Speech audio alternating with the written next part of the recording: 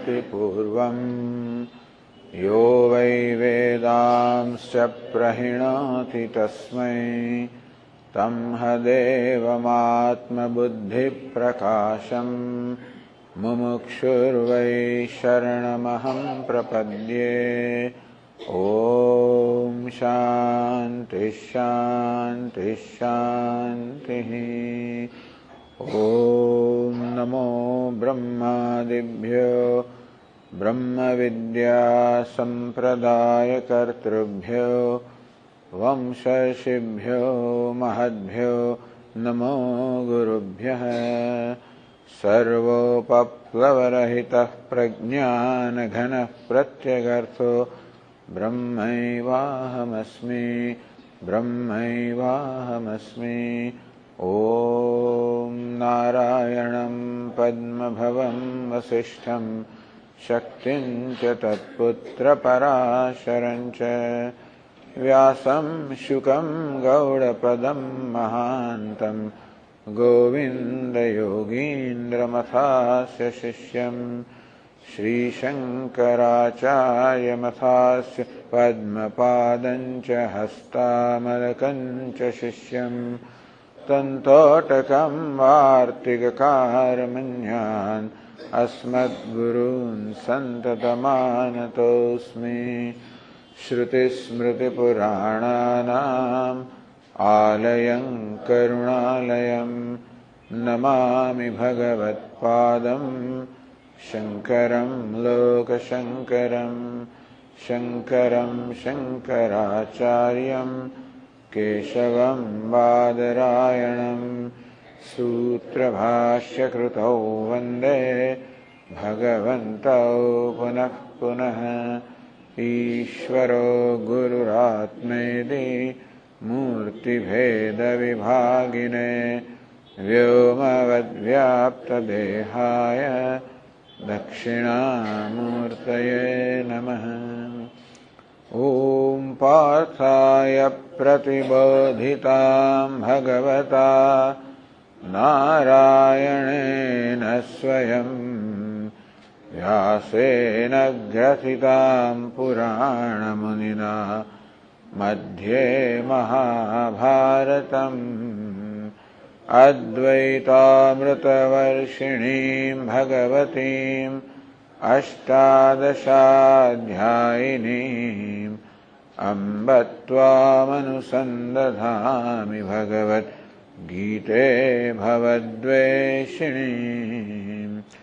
यं ब्रह्मा वरुणेन्द्ररुद्रमरुतः स्तुन्वन्ति देव्यैस्तवैः वेदैः साङ्गपदक्रमोपनिषदैः गायन्ति यं सामगाः। ध्यानावस्थिततद्गतेन मनसा पश्यन्ति यं योगिनः यस्यान्तन्न विदुःसुरासुरगणाः देवाय तस्मै नमः। पहला 4 श्लोक पाठ करिए આપણે। श्री भगवानुवाच मय्यासक्तमनाः पार्थ योगं युञ्जन्मदाश्रयः असंशयं समग्रं माम् यथा ज्ञास्यसि तच्छृणु। ज्ञानं तेऽहं सविज्ञानम् इदं वक्ष्याम्यशेषतः। यज्ञात्वा नेह भूयोऽन्यत्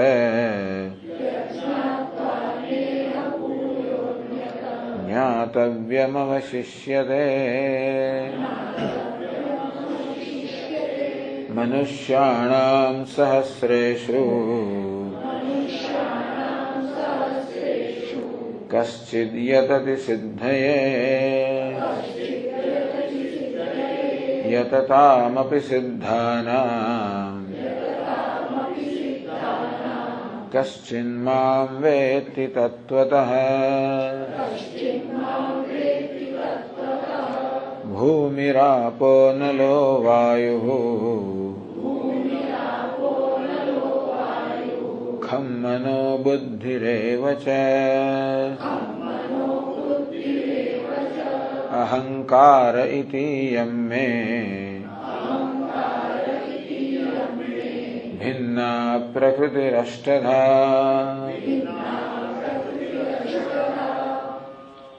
જ્ઞાનમ તેહમ સવિજ્ઞાનમ ઇદમ વક્ષ્યામિ. હે અર્જુન, તને વિજ્ઞાન સહિતનું જ્ઞાન અશેષતઃ કશું જ બાકી રાખ્યા વગર હે અર્જુન તને વિજ્ઞાન સહિતનું જ્ઞાન કહીશ. તને ઈશ્વર તત્વનો ઉપદેશ કરીશ. સાથે સાથે એ પરમાત્માને કેમ પ્રાપ્ત કરવો એનું સાધન જે ભક્તિ છે એનો ઉપદેશ કરીશ. હું ભગવત તત્વનો ઉપદેશ કરીશ અને ભક્તિનો ઉપદેશ કરીશ. આ પ્રકારે ભગવાને પ્રતિજ્ઞા કરી. યજ્ઞાત્વા નેહ ભૂયોન્યત જ્ઞાતવ્યમ અવશિષ્યતે. એ પણ કહ્યું કે જે જ્ઞાન પ્રાપ્ત કર્યા પછી અહીં કંઈ જાણવાનું બાકી રહેતું નથી. અર્થાત અર્જુન, તારી જ્ઞાનની પીપાસા તૃપ્ત થશે. બધી જ તારી પીપાસા તૃપ્ત થશે. માણસને સર્વજ્ઞ બનવું છે, એને અમર બનવું છે, એને સુખી બનવું છે. તારી બધી ઈચ્છાઓ પૂરી થશે. જે જાણ્યા પછી કોઈ સુખ પ્રાપ્ત કરવાનું રહેતું નથી. જે જાણ્યા પછી મૃત્યુનો ડર રહેતો નથી. જાણ્યા પછી કોઈ દુઃખ રહેતું નથી. જે જાણ્યા પછી કોઈ અજ્ઞાન રહેતું નથી. આ મનુષ્ય સતત આ ત્રણ વસ્તુમાંથી મુક્ત થવાનો પ્રયત્ન કરે છે. એક તો મર્ત્ય છું, મૃત્યુને અધીન છું. મૃત્યુનો એક વિરોધ છે. મૃત્યુ ક્યારે હું સ્વીકારી શકતો નથી. એક અજ્ઞાન સ્વીકારી શકતો નથી. મારે સતત હું જ્ઞાન પ્રાપ્તિના પ્રયત્નમાં છું. દુઃખ સ્વીકારી શકતો નથી. સતત હું સુખ પ્રાપ્તિના પ્રયત્નમાં છું. ભગવાન કહે છે કે આ જ્ઞાન પ્રાપ્ત કર્યા પછી જે સુખ તું પ્રાપ્ત કર્યું છે એ પ્રાપ્ત થશે. જે જ્ઞાન તું છે જ્ઞાન પ્રાપ્ત થશે. જે અમરતા છે અમરતા પણ પ્રાપ્ત થશે. એ અમરતા છે, જે સત છે, ચિત્ત છે, જે આનંદ છે. આમ જીવનમાં કૃતકૃત્યતા પ્રાપ્ત થશે. આ જ્ઞાન જીવનનો પરમ પુરુષાર્થ સિદ્ધ કરાવનારું છે. મનુષ્યનો પરમ પુરુષાર્થ. બધા પુરુષાર્થની પાછળનો પુરુષાર્થ તો કે આનંદ પ્રાપ્ત કરો. એવો આનંદ, નિરતિશય આનંદ, જે આનંદનો કોઈ પ્રકારની ઉણપ ના હોય. આત્યંતિક દુઃખ નિવૃત્તિ નિરતિશય આનંદ અવાપ્તિ. દુઃખની હંમેશ માટે નિવૃત્તિ અને નિરતિશય આનંદ, આનંદની હંમેશ માટે પ્રાપ્તિ. આવું પ્રત્યેક મનુષ્ય ઈચ્છી રહ્યો છે. દરેક ઈચ્છાની પાછળ આ એક જ ઈચ્છા છે કે દુઃખ જાય અને ક્યારેય પાછું ના આવે. સુખ આવે અને ક્યારેય પણ ન જાય. બસ હે અર્જુન, તારી આ ઈચ્છા પૂર્ણ થશે. અર્થાત જીવનમાં પરમ પુરુષાર્થ પ્રાપ્ત થશે. એને આપણે મોક્ષ કહીએ છીએ. આ પ્રકારના જ્ઞાનની પ્રશંસા કરે અને પછી આ જ્ઞાનના નિરૂપણનો આ ચોથા શ્લોકથી પ્રારંભ કરે છે. ભૂમિરાપો નલો વાયુ. કયું આ જ્ઞાન છે? એવું શું જ્ઞાન છે? કયા તત્વનું જ્ઞાન છે જે જાણ્યા પછી કઈ જાણવાનું બાકી ન રહે? એ જ કે જે કાંઈ છે એ ઈશ્વર છે. જે કાંઈ છે પરમાત્મા જ છે. જે કાંઈ છે સચ્ચિદાનંદ છે. જે કાંઈ છે પૂર્ણ છે. પૂર્ણમદ પૂર્ણમિદમ પૂર્ણાત પૂર્ણમુદચ્યતે પૂર્ણસ્ય પૂર્ણમાદાય પૂર્ણમેવાવશિષ્યતે પૂર્ણમ એવ અવશિષ્યતે. જે કાંઈ છે પૂર્ણ જ છે. આ પૂર્ણતા કહો, ઈશ્વર કહો, બ્રહ્મ કહો, એ ખરેખર તો આ જાણવાનો વિષય છે. જો આ ઈશ્વરનો કે પરમાત્માનો અનુભવ તો આપણે સતત થઈ જ રહ્યો છે. કારણ કે જેનો અનુભવ થઈ રહ્યો છે પરમાત્મા જ છે. આપણે ભગવાનનો અનુભવ કરવાનો છે એવું નથી. કારણ કે ભગવાન તો સદા અનુભવનો વિષય છે. સ્વયં પ્રકાશ છે. અને ક્યારેય પણ એનો અનુભવ ના હોય, બને જ નહીં. એનો અનુભવ તો જ કોઈ અનુભવ શક્ય છે. આ પરમાત્મા ચૈતન્ય સ્વરૂપ છે, સ્વયં પ્રકાશ છે, એ જ સર્વ છે. જગતના રૂપમાં પણ એ જ, આ જીવના રૂપમાં પણ એ જ, ઈશ્વરના રૂપમાં પણ એ જ, સંતના રૂપમાં પણ એ જ, શૈતાનના રૂપમાં પણ એ જ, પાપીના રૂપમાં પણ એ જ, પુણ્યશાળી રૂપ એ જ, જે કાંઈ છે એ જ. કેવી રીતે આવું કેમ હોઈ શકે? આ જાણવા સમજવાનું છે. પશ્યંતી જ્ઞાન ચક્ષુષા, આ જ્ઞાન ચક્ષુ બુદ્ધિમાં આપણી સમજના ચક્ષુ દ્વારા આ વસ્તુ જોવાની છે.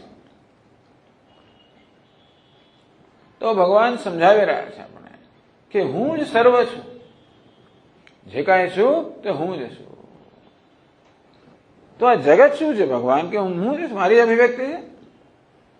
આ જીવ કોણ છે? મારી જ અભિવ્યક્તિ છે. સ્વયં હું બનેલી પર છું.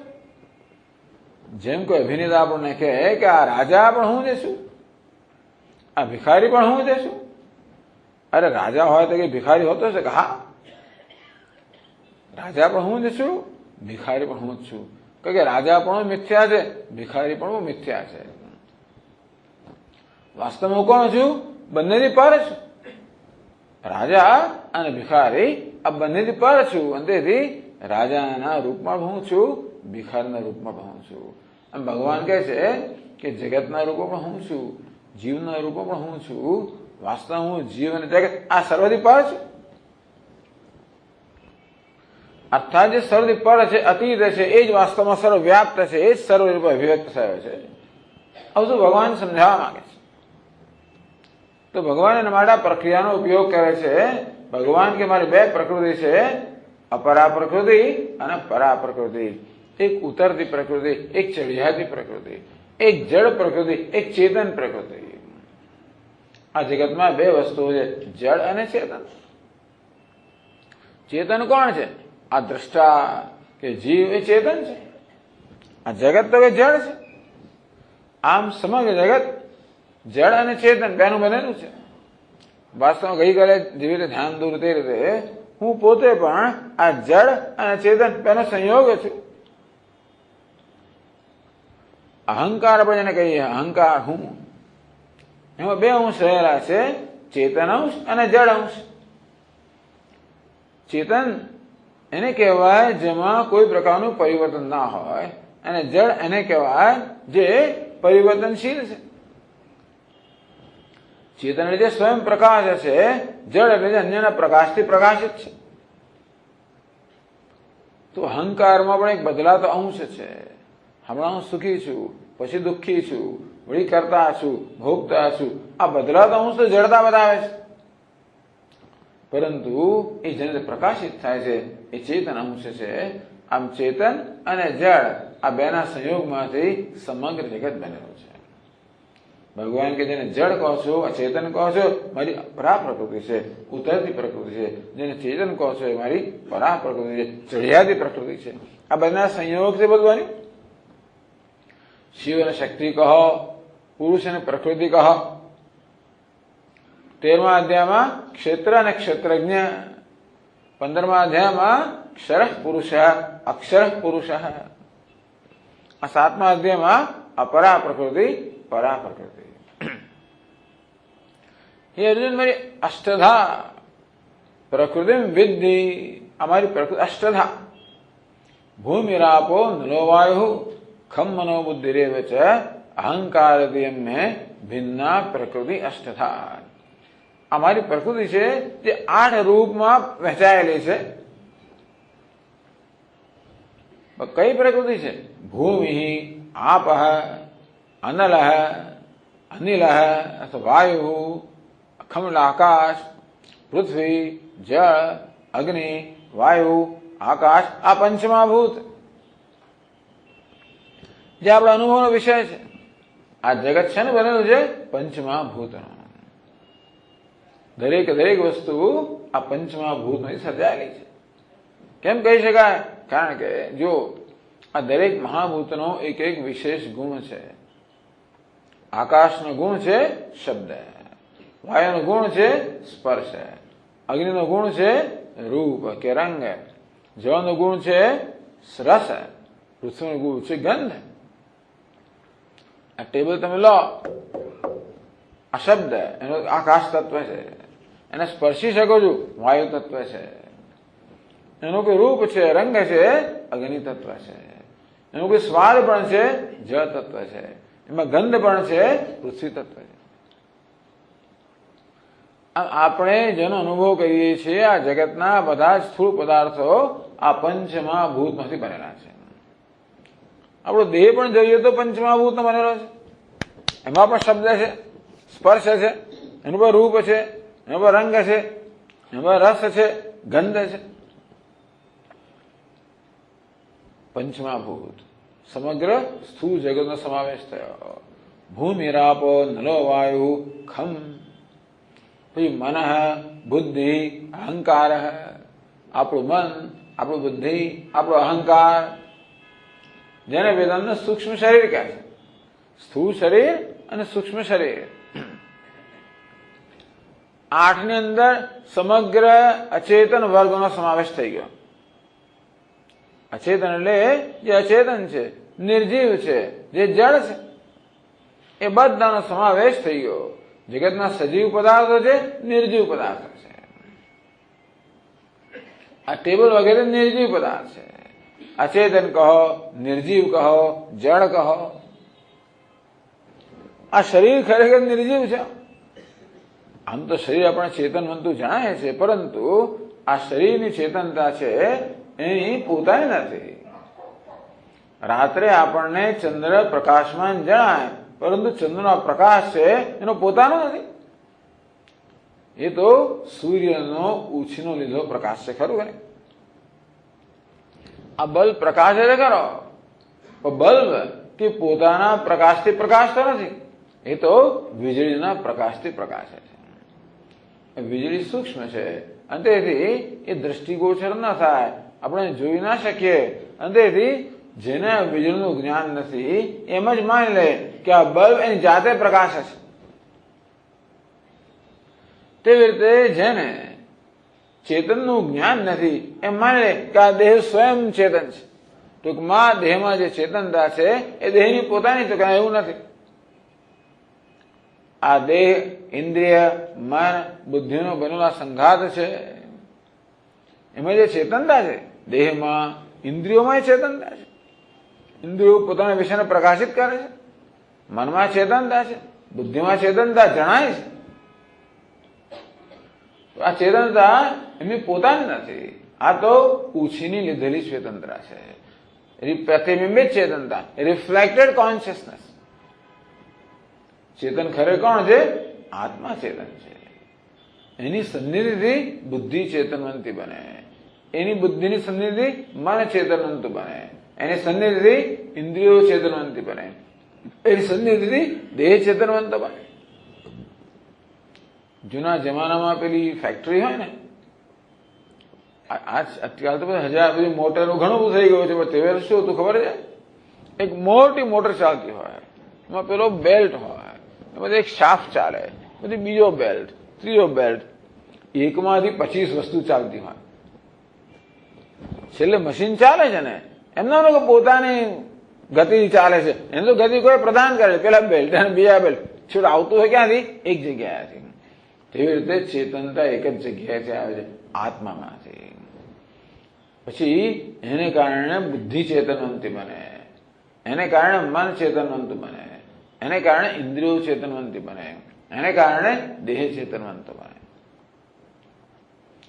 કારણ કે જ્યારે અહીંયાથી ચૈતન્ય વિદાય લે છે, આ દેહમાંથી જ્યારે ભગવાનનો અનુગ્રહ જતો રહે ત્યારે દેહ તો અકબંધ જણાતો હોય છે, અને ત્યારે પણ કોઈ ચેતનતા હોતી નથી. મૃત્યુ થાય ત્યારે શું થાય છે? દેહ તો એવો ને એવો જ હોય છે. થોડીક વાર માટે તો હોય છે, પછી ધીમે ધીમે ધીમે એમાં વિકાર આવે, બાકી દેહ અકબંધ જ જણાય. સ્વામી એક ક્ષણ પહેલા તો બોલતા હતા, અત્યારે શું થઈ ગયું? હવે ભગવાનનો અનુગ્રહ રહ્યો નથી, પરંતુ દેહમાં ચેતનતા હોય તો એ જવાબ આપતા આપણને, જવાબ નથી આપતા, સાંભળતા નથી. સંભળાય છે તો કહેવું છે, બંધ થઈ ગયો, બધો વ્યવહાર બંધ થઈ ગયો. કારણ કે એમાં ચેતન રહ્યો નથી. જો દેહમાં સ્વયં ચેતનતા હોત તો એ બોલતો હોત, ચાલતો હોત, બધું થાત. એવું નથી. એટલે ભગવાન પેલા 8 પંચમહાભૂત મન બુદ્ધિ અને અહંકાર આ ભગવાન કહે છે કે મારી ભિન્ના પ્રકૃતિ અષ્ટધા, અમારી અષ્ટધા અર્થાત 8 રૂપોમાં વહેંચાયેલી મારી પ્રકૃતિ છે, મારી શક્તિ છે. આ એક પ્રકૃતિની વાત થઈ. પછીના શ્લોકમાં ભગવાન આગળ કહે છે હવે અપરેયમિતસ્ત્વન્યામ પ્રકૃતિમ વિદ્ધિ મે પરામ જીવભૂતામ મહાબાહો યયેદમ ધાર્યતે જગત.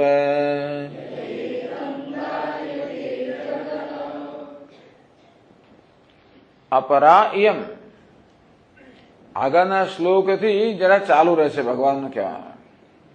ભગવાન કહ્યું આપણને આ મારી અષ્ટધા પ્રકૃતિ છે, 8 રૂપમાં વહેંચાયેલી મારી પ્રકૃતિ છે. એ કેવી પ્રકૃતિ છે એની ઓળખાણ આપણને ભગવાન પહેલા શ્લોક આ બીજા શ્લોકના પહેલા 2 શબ્દોમાં આપે છે. અપરાયમ, આ તો મારી અપરા પ્રકૃતિ છે, ઉતરતી પ્રકૃતિ છે, આ ચેતન પ્રકૃતિ છે. એને ભગવાન ઉતરતી કહે છે તો એનો અર્થ કેવું ચઢિયાતી પ્રકૃતિ હોય છે કે હા ઇતસ્ત્વન્યામ પ્રકૃતિમ વિદ્ધિ મે પરામ, આના કરતા અન્ય, આના કરતા જુદી, આના કરતા વિલક્ષણ મેં પરામ પ્રકૃતિમ વિદ્ધિ, મારી પરા પ્રકૃતિ છે. જો ભગવાન આપણને આપણા જીવનની સમજ આપી રહ્યા છે, આપણે આપણા જીવનને સમજવાનું છે. કારણ કે જીવનને સમજીએ તો ભગવાનને સમજીએ. અને તેથી આપણને સમજાવી રહ્યા છે કે જો આ તો અપરા પ્રકૃતિ છે, આ ચેતન પ્રકૃતિ છે, જળ છે, નિર્જીવ છે, જે પંચમહાભૂત મન બુદ્ધિ અને અહંકારની બનેલી છે. ઇતસ્ત્વન્યામ, એના કરતા અન્ય, એના કરતા વિલક્ષણ પ્રકૃતિમ વિદ્ધિ મે પરામ, મેં પરામ પ્રકૃતિમ વિદ્ધિ, હે મારી પરા પ્રકૃતિ એ વિશે બધું જાણ. આમાં એક વસ્તુ જાણવા જેવી છે. ભગવાન જે કહે છે તે અહંકાર ઇતિયમ મેં ભિન્ના પ્રકૃતિ અષ્ટધા. ભગવાન કે મારી આ અષ્ટધા, કોની પર? મારી અષ્ટધા પ્રકૃતિ છે. જો ભગવાન આ કે મારી પ્રકૃતિ એટલે જરા ધ્યાનમાં રાખવા આવે છે. આ પંચમહાભૂત મન બુદ્ધિ અને અહંકારની બનેલી પ્રકૃતિ ભગવાન મારી પ્રકૃતિ છે. એટલે પંચમહાભૂતનું જગત, એમાંથી બનેલું શરીર, આપણું મન, આપણી બુદ્ધિ, આપણો અહંકાર એ કોના છે? કહ્યું ભગવાન મારી છે આ પ્રકૃતિ. આ શરીર કોનું છે? ભગવાનનું છે. મન બુદ્ધિ અહંકાર કોના છે? ભગવાનના છે. આપણે પોતાનો હા દાવો કરીએ છીએ ખરા, ભગવાન કોઈ દાવો કરે આ મારા છે, મમ પ્રકૃતિ, અમારી પ્રકૃતિ છે. ત્યાંથી જ તકલીફ થઈ છે. જો આપણા જીવનમાં જે ભગવાનનું છે એને આપણે મારું છે એવો દાવો કરીએ. ધૃતરાષ્ટ્રની વાત તો ખબર છે ને? ધૃતરાષ્ટ્ર, ધૃતમ શ્રુતમ રાષ્ટ્રમ યેન સહ, જેણે બીજાનું રાજ્ય પચાવી પાડ્યું છે એને ધૃતરાષ્ટ્ર કહો. આપણે કોણ છે ખબર છે? ધૃતરાષ્ટ્ર. કેમ? કારણ કે આપણે બીજાનું રાજ્ય પચાવી પાડ્યું છે. કોનું? આ ભગવાનનું છે. ભગવાન કહે છે કે આ તો આ મારી પ્રકૃતિ છે. પંચમહાભૂત મન બુદ્ધિ અને અહંકાર એ 8 તત્વોની બનેલી પ્રકૃતિ મારી છે. એટલે આ દેહ કોનો છે? ભગવાનનો છે. મન કોનું છે? ભગવાનનું. બુદ્ધિ ભગવાનની, અહંકાર ભગવાનનો. આપણે જો જેનું આ ખાતું આપણું બરોબર જો આપણે સ્પષ્ટ કરીએ ને, આપણે જયારે હિસાબ કિતાબ કરતા હોઈએ તો જેનું હોય એના ખાતામાં ખાતાવવું જોઈએ ને. એકને બદલે બીજા ખાતામાં ખતવી નાખે તો ઘણી તકલીફ પડી જાય. બેંકમાં ક્યારેક થતું હોય છે, એકના પૈસા બીજા એકાઉન્ટમાં આવી જાય, પેલામાંથી એમાં જતા રહે, બહુ ગોટાળા થઈ જાય. એવું કંઈક ગોટાળો આપણા જીવનમાં છે. આ ખાતામાં ગડબડ છે. ભગવાનના ખાતાની વસ્તુ આપણે આપણા ખાતામાં ખતવી દીધી છે. એટલે જે વસ્તુ જેની હોય એને સોંપી દે તો આ આપણે ડર લાગે તો શું છે, બહુ જીવન છે ને સ્પષ્ટ સરળ હળવું થઈ જાય. આ મારું આ તો ભગવાનનું છે ભાઈ, આ દેહ ભગવાનનો છે, આ મન બુદ્ધિ બધું ભગવાનનું છે. એટલે શું થઈ ગયું, એનો અર્થ એ થયો કે દ્વારા જે થાય એ ભગવાનનું જ છે. આ શરીરથી ઇન્દ્રિયોથી મન બુદ્ધિ જે કર્મ કરવું, એ કર્મનું જે ફળ મળે એનું પરિણામ જે કોનું છે, એ ભગવાનનું જ કહેવાય ને. ધારો કે કોઈનું પોર્ટફોલિયો મેનેજમેન્ટ કરતો હોઉં, લોકોના પૈસાને રોકવા અને પછી એ પ્રકારે એમને ફાયદો કરી આપવો. કોઈ 5 લાખ રૂપિયા મને આપ્યા, પછી મેં એને રોકાણ કર્યું, એમાં 15% આપણને વ્યાજ મળ્યું કે જે ડિવિડન્ડ જે મળ્યું તે ખરું, એટલે 75,000 રૂપિયા કોના છે? જેના પેલી મૂડી છે એના છે ને. એ તો એને આપી દેવા પડે ને. એમાંથી મને થોડું ઘણું આપે એ જુદી વાત છે, મારી મહેનતાણું આપે, બાકી વસ્તુ તો એની છે ને. તેવી રીતે આ ભગવાનની મૂડી છે. આ શરીર ઇન્દ્રિયો મન બુદ્ધિ બધી ભગવાનની મૂડી છે. ભગવાને આપણને આપેલી છે. શેના માટે? મેનેજમેન્ટ માટે આપે છે, વહીવટ માટે આપે છે, લઈ લેવા માટે નથી આપે. પેલો 5-10 લાખ રૂપિયા આપે, લઈ લેવા નથી આપતો, વહીવટ માટે આપે છે. તેમ ભગવાને વહીવટ કરવા માટે આપેલું છે. અને આપણે એને રોકાણ કરીએ, એ દ્વારા કર્મ વગેરે કરીએ, એમાંથી જે કંઈ મળતર જે કંઈ મળે, જે મળતર થાય એની માલિક કોની છે? ભગવાનની ખરી કે નહીં? આપણે બહુ તો આપણું મહેનતાણું લઈએ, બાકી બધું કોનું છે? ભગવાનનું છે. આ રીતે એટલે જ ભગવાને કહ્યું કર્મણ્યેવાધિકાર હસ્તે મા ફલેષુ કદાચન. હે અર્જુન, કર્મ કરવાનો તો અધિકાર છે, એના પર તારો હક છે. કર્મના ફળ પર તારો હક નથી, કારણ કે એ તો મારું છે. એટલે જ ભગવાન કહે કર્મ ફળ તું મને આપી દે. કર્મયોગ એટલે આપણે કર્મ કરીએ એનું ફળ ભગવાન તારું છે. તો આપણો હિસાબ ચોખ્ખો રહે. બાકી આ હિસાબ આપણો કેવો છે? ગડબડિયો છે. અને આ ભગવાનની બેંકમાં આવું ગડબડ કરીને આપણે છટકી શકીએ નહીં. એનું આપણે ફળ ભોગવવું જ પડે. કેમ આપણને કર્મયોગના ઉપદેશ કરવામાં આવે છે? જેથી એક દિવસ આપણને આ જ્ઞાન થાય કે શરીર હું નથી, આ મન બુદ્ધિ અહંકાર હું નથી, આ જીવાત્મા પણ હું નથી, અહંકાર પણ નથી. ત્યારે હું કોણ છું? હું તો આ બધાનો સાક્ષી છું, ચેતન છું. આપણને આત્માનું જ્ઞાન થવા માટેની આપણી ભૂમિકા છે ને. ભગવાન આપણને પહેલા 6 અધ્યાયમાં કર્મયોગનો ઉપદેશ કર્યો છે ને માટે, જેથી આપણે જેને આપણે આ મારું કહીએ છીએ મમકાર છોડી દઈએ. ભગવદ્ ગીતામાં 9મા અધ્યાયમાં ભગવાન કહે છે પત્રમ પુષ્પમ ફલમ તોયમ યો મે ભક્ત્યા પ્રયચ્છતિ. આ પત્ર હોય, પુષ્પ હોય, ફળ હોય, જળ હોય, ભક્તિપૂર્વક અર્પણ કરે. યદ કરોષિ યદશ્નાસી યદ જુહોષિ તદાસ્યત યદ તપસ્યસી કાઉન્તે તત્ કુરુષ્વ મદર્પણમ. જે કે તું હોમે અગ્નિમાં, જે કે આહાર કરે, જે કે યજ્ઞ દાન તપસ્યા જે કંઈ કર્મ કરે એ બધું એવી રીતે કરે છે મને સમર્પિત થાય. ભગવાન બધું મારું છે ભાઈ, તું મને આપ. સર્વધર્માન પરિત્યજ્ય મામ એકમ, બધું છોડી મને આપ, બધું આપી દે મને. આપણે એમ કે ભગવાન પેલો લોભીઓ છે, બધું માગી લે છે, પણ એવું નથી. જે વસ્તુ આપણે પકડી રાખીને દુઃખી થઈ રહ્યા છે, ભગવાન કે આ બધું પકડી રાખે છે તો મમકાર મારો મમત્વ કરે છે, હું માલિકીની ભાવના કરે છે. જે તારું નથી માલિક થઈને બેઠેલો છે એ તને બહુ દુઃખ આપનારું છે. બધા દુઃખનું મૂળ ક્યાં છે? આ શરીરમાં, ઇન્દ્રિયોમાં, મન બુદ્ધિમાં અહંભાવ કરો, આ હું છું. એને કારણે શું થઈ ગયું? હું માત્ર દેહ પૂરતો મર્યાદિત થઈ ગયો. હું જે વાસ્તવમાં સર્વવ્યાપક છું, અનંત છું, એ આમાં અહંભાવ કરવાના કારણે, મમ ભાવ કરવાના કારણે એકદમ અલ્પ બની ગયો, મર્યાદિત બની ગયો. તો આપણી જે પૂર્ણતા છે, પૂર્ણતાના માલિક કેમ બનવું? જે વસ્તુ આપણને અપૂર્ણ બનાવનારી છે એને છોડીએ તો જ ને. કે પૂર્ણ અપૂર્ણ બની નથી ગયો, પરંતુ અહંભાવને કારણે હું અપૂર્ણ હોઉં તો એક ભ્રમ જન્મ્યો છે. મુક્ત ક્યારે થઈએ? જયારે આપણને જ્ઞાન થાય કે જેના હું કહું છું, મારું કહું છું, એ વસ્તુ હું કે મારું નથી. એવું જ્ઞાન કરવા માટે ભગવાન માગતો હોય છે.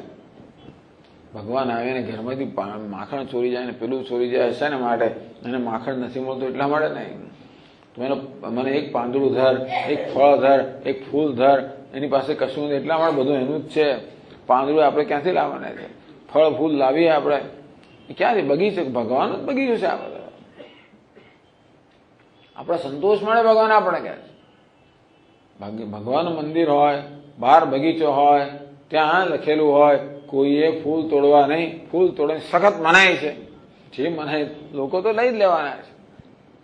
બાજી તોડે પછી અંદર જાય અને પેલો પૂજા નીકળો ભગવાનને ચડાવો, જાણે મોડું જાણે કે પરાક્રમ કર્યું હોય એવું જ છે ને. આપણે જે કે વસ્તુ ભગવાનને ચડાવીએ, પત્ર પુષ્પ ફળ જળ ભગવાનનું જ છે. તો પછી ભગવાન કેમ આપણે કહે તું મને આપ, તે તારી માલિકીની ભાવનાનો ભ્રમ છે દૂર કર. આ બધો ઉપદેશ છે ને મળે છે અવિવેકને કારણે. જે આ બધો ભ્રમ જન્મ્યો છે કે આ મારું છે, આ હું છું, આ હું ને મારાથી જો ખરેખર આપણને જલેબનમાં સલામતી મળતી તો વાંધો નથી, પણ હું ને મારું તો બહુ મહાન દુઃખ ઉત્પન્ન કરનાર છે ને. ઘર બાંધ્યું અને પછી બંધાયો એવું કે ઘર નહોતું ત્યાં સુધી રોજ ક્લાસમાં આવતો, ચિંતા નહોતી. ઘર બાંધ્યું, હવે સ્વામીજી શું થયું? ઘરનું સંભાળ રાખને કોઈ જોયું તો ખરો, મને હવે નથી નીકળાતો. પેલા કે ચાલો મારા દીકરાના લગ્ન થાય છે, બધું નક્કી બધું બરોબર થઈ જશે, પછી પુત્રવધુ આવે છે, બધું કામ કરશે. હવે તું ઉલટા આવતો બંધ કેમ? હવે તો પહેલા દીકરાનું ધ્યાન રાખવાનું, હવે 2 જણનું ધ્યાન રાખવાનું છે. 3 જણનું થાય, 4 જણનું થાય, ટૂંકમાં પેલા ત્રીજું આવે તો એનું આપણે ધ્યાન રાખવું પડે. ભલે એનો કઈ વાંધો નથી, ભાવાર્થ એ છે કે આપણે એમ કે આ બધા મુક્ત થઈશું, પણ આજે ખરેખર તો આપણે જેને મુક્તિનું સાધન માની છે, જેમાં સલામતી મેળવવા પ્રયત્ન કરીએ ખરેખર બંધન કરનાર છે. આ મારું કેમ કે એ રીતે આપણને લાગે આ બસ હું સલામત છું, પણ એવું નથી. એટલે ભગવાન અહીંયા આપણે વિવેક કરાવી રહ્યા છે. ભિન્ન ઇતિ અષ્ટધા એમ મેં ભિન્ન, મારી આ પ્રકૃતિ છે. કેવી રીતે? અપરેયમિત સ્વન્યામ, એ તો અપરા પ્રકૃતિ છે, ઉતરતી પ્રકૃતિ છે, અચેતન પ્રકૃતિ છે, જળ પ્રકૃતિ છે, પરતંત્ર છે, પરાધીન છે. આ જળ વસ્તુ પરાધીન પણ હોય, ચેતન કેવું હોય? સ્વતંત્ર હોય. આ દેહ જળ છે એ ચેતનને પરાધીન છે. અને આ શરીર જે છે ને એ શરીર પોતાની ચેતનતા પ્રાપ્ત કરે બીજેથી અને એનો ઉપયોગ પણ બીજો કરનાર છે. જો આપણે જેમ ઘર બાંધીએ તો કોઈ દેવદત્ત નામનો માણસ ઘર બાંધે તો ઘર શું છે? ઘર જાતે તો બંધાય નહીં, દેવદત્તએ બાંધેલું છે. શેના માટે? દેવદત્તના ઉપયોગ માટે. તેમાં શરીર પણ કોઈકે સર્જેલું છે અને કોઈકના ઉપયોગ માટે. આમ શરીર, ઇન્દ્રિયો, મન, બુદ્ધિ, અહંકારનો સંઘાત કેવો છે? પરતંત્ર, કોઈકનો ઉપયોગ માટે છે. અપરા પ્રકૃતિ અન્યામ પ્રકૃતિ વિદ્ય મે પરામ, અન્ય મારી પરા પ્રકૃતિ છે. એ પરા પ્રકૃતિ જે છે એનું લક્ષણ કેવું છે? જીવભૂતામ મહાબાહો. જીવ એનું સ્વરૂપ છે. જીવ એટલે ચેતન, ભોગતા. એક છે ભોગ્ય, બીજું ભોગતા. એક ભોગવવાનો વિષય, બીજો ભોગવનાર. એક દૃશ્ય, બીજો દ્રષ્ટા. એક ભોગ્ય, બીજો ભોગતા. તો આ બીજો ભોગતા જે છે, જે ભોગવનાર છે, જે જીવ છે, જીવભૂતા, આ જીવના રૂપમાં રહેલી મારી પરા પ્રકૃતિ છે, ચડિયાતી પ્રકૃતિ છે. આ જરા થોડુંક વિલક્ષણ છે. ભગવાન અહીંયા ચેતનને પોતાની પ્રકૃતિ કહે છે. ખરે ચેતન ભગવાનનો સ્વભાવ છે. ભગવાન સ્વયં સચ્ચિદાનંદ છે, ચૈતન્ય છે. છતાં એ કહે છે કે આ ચૈતન્ય મારી પ્રકૃતિ છે. એ વડે કઈ જાતનો? એટલા જ માટે કે આ ચેતનને જળનો સંયોગ ક્યારે થાય? ચેતન જયારે જળની કક્ષામાં આવે ત્યારે. અને તેથી અહીં જીવ એટલે કોણ?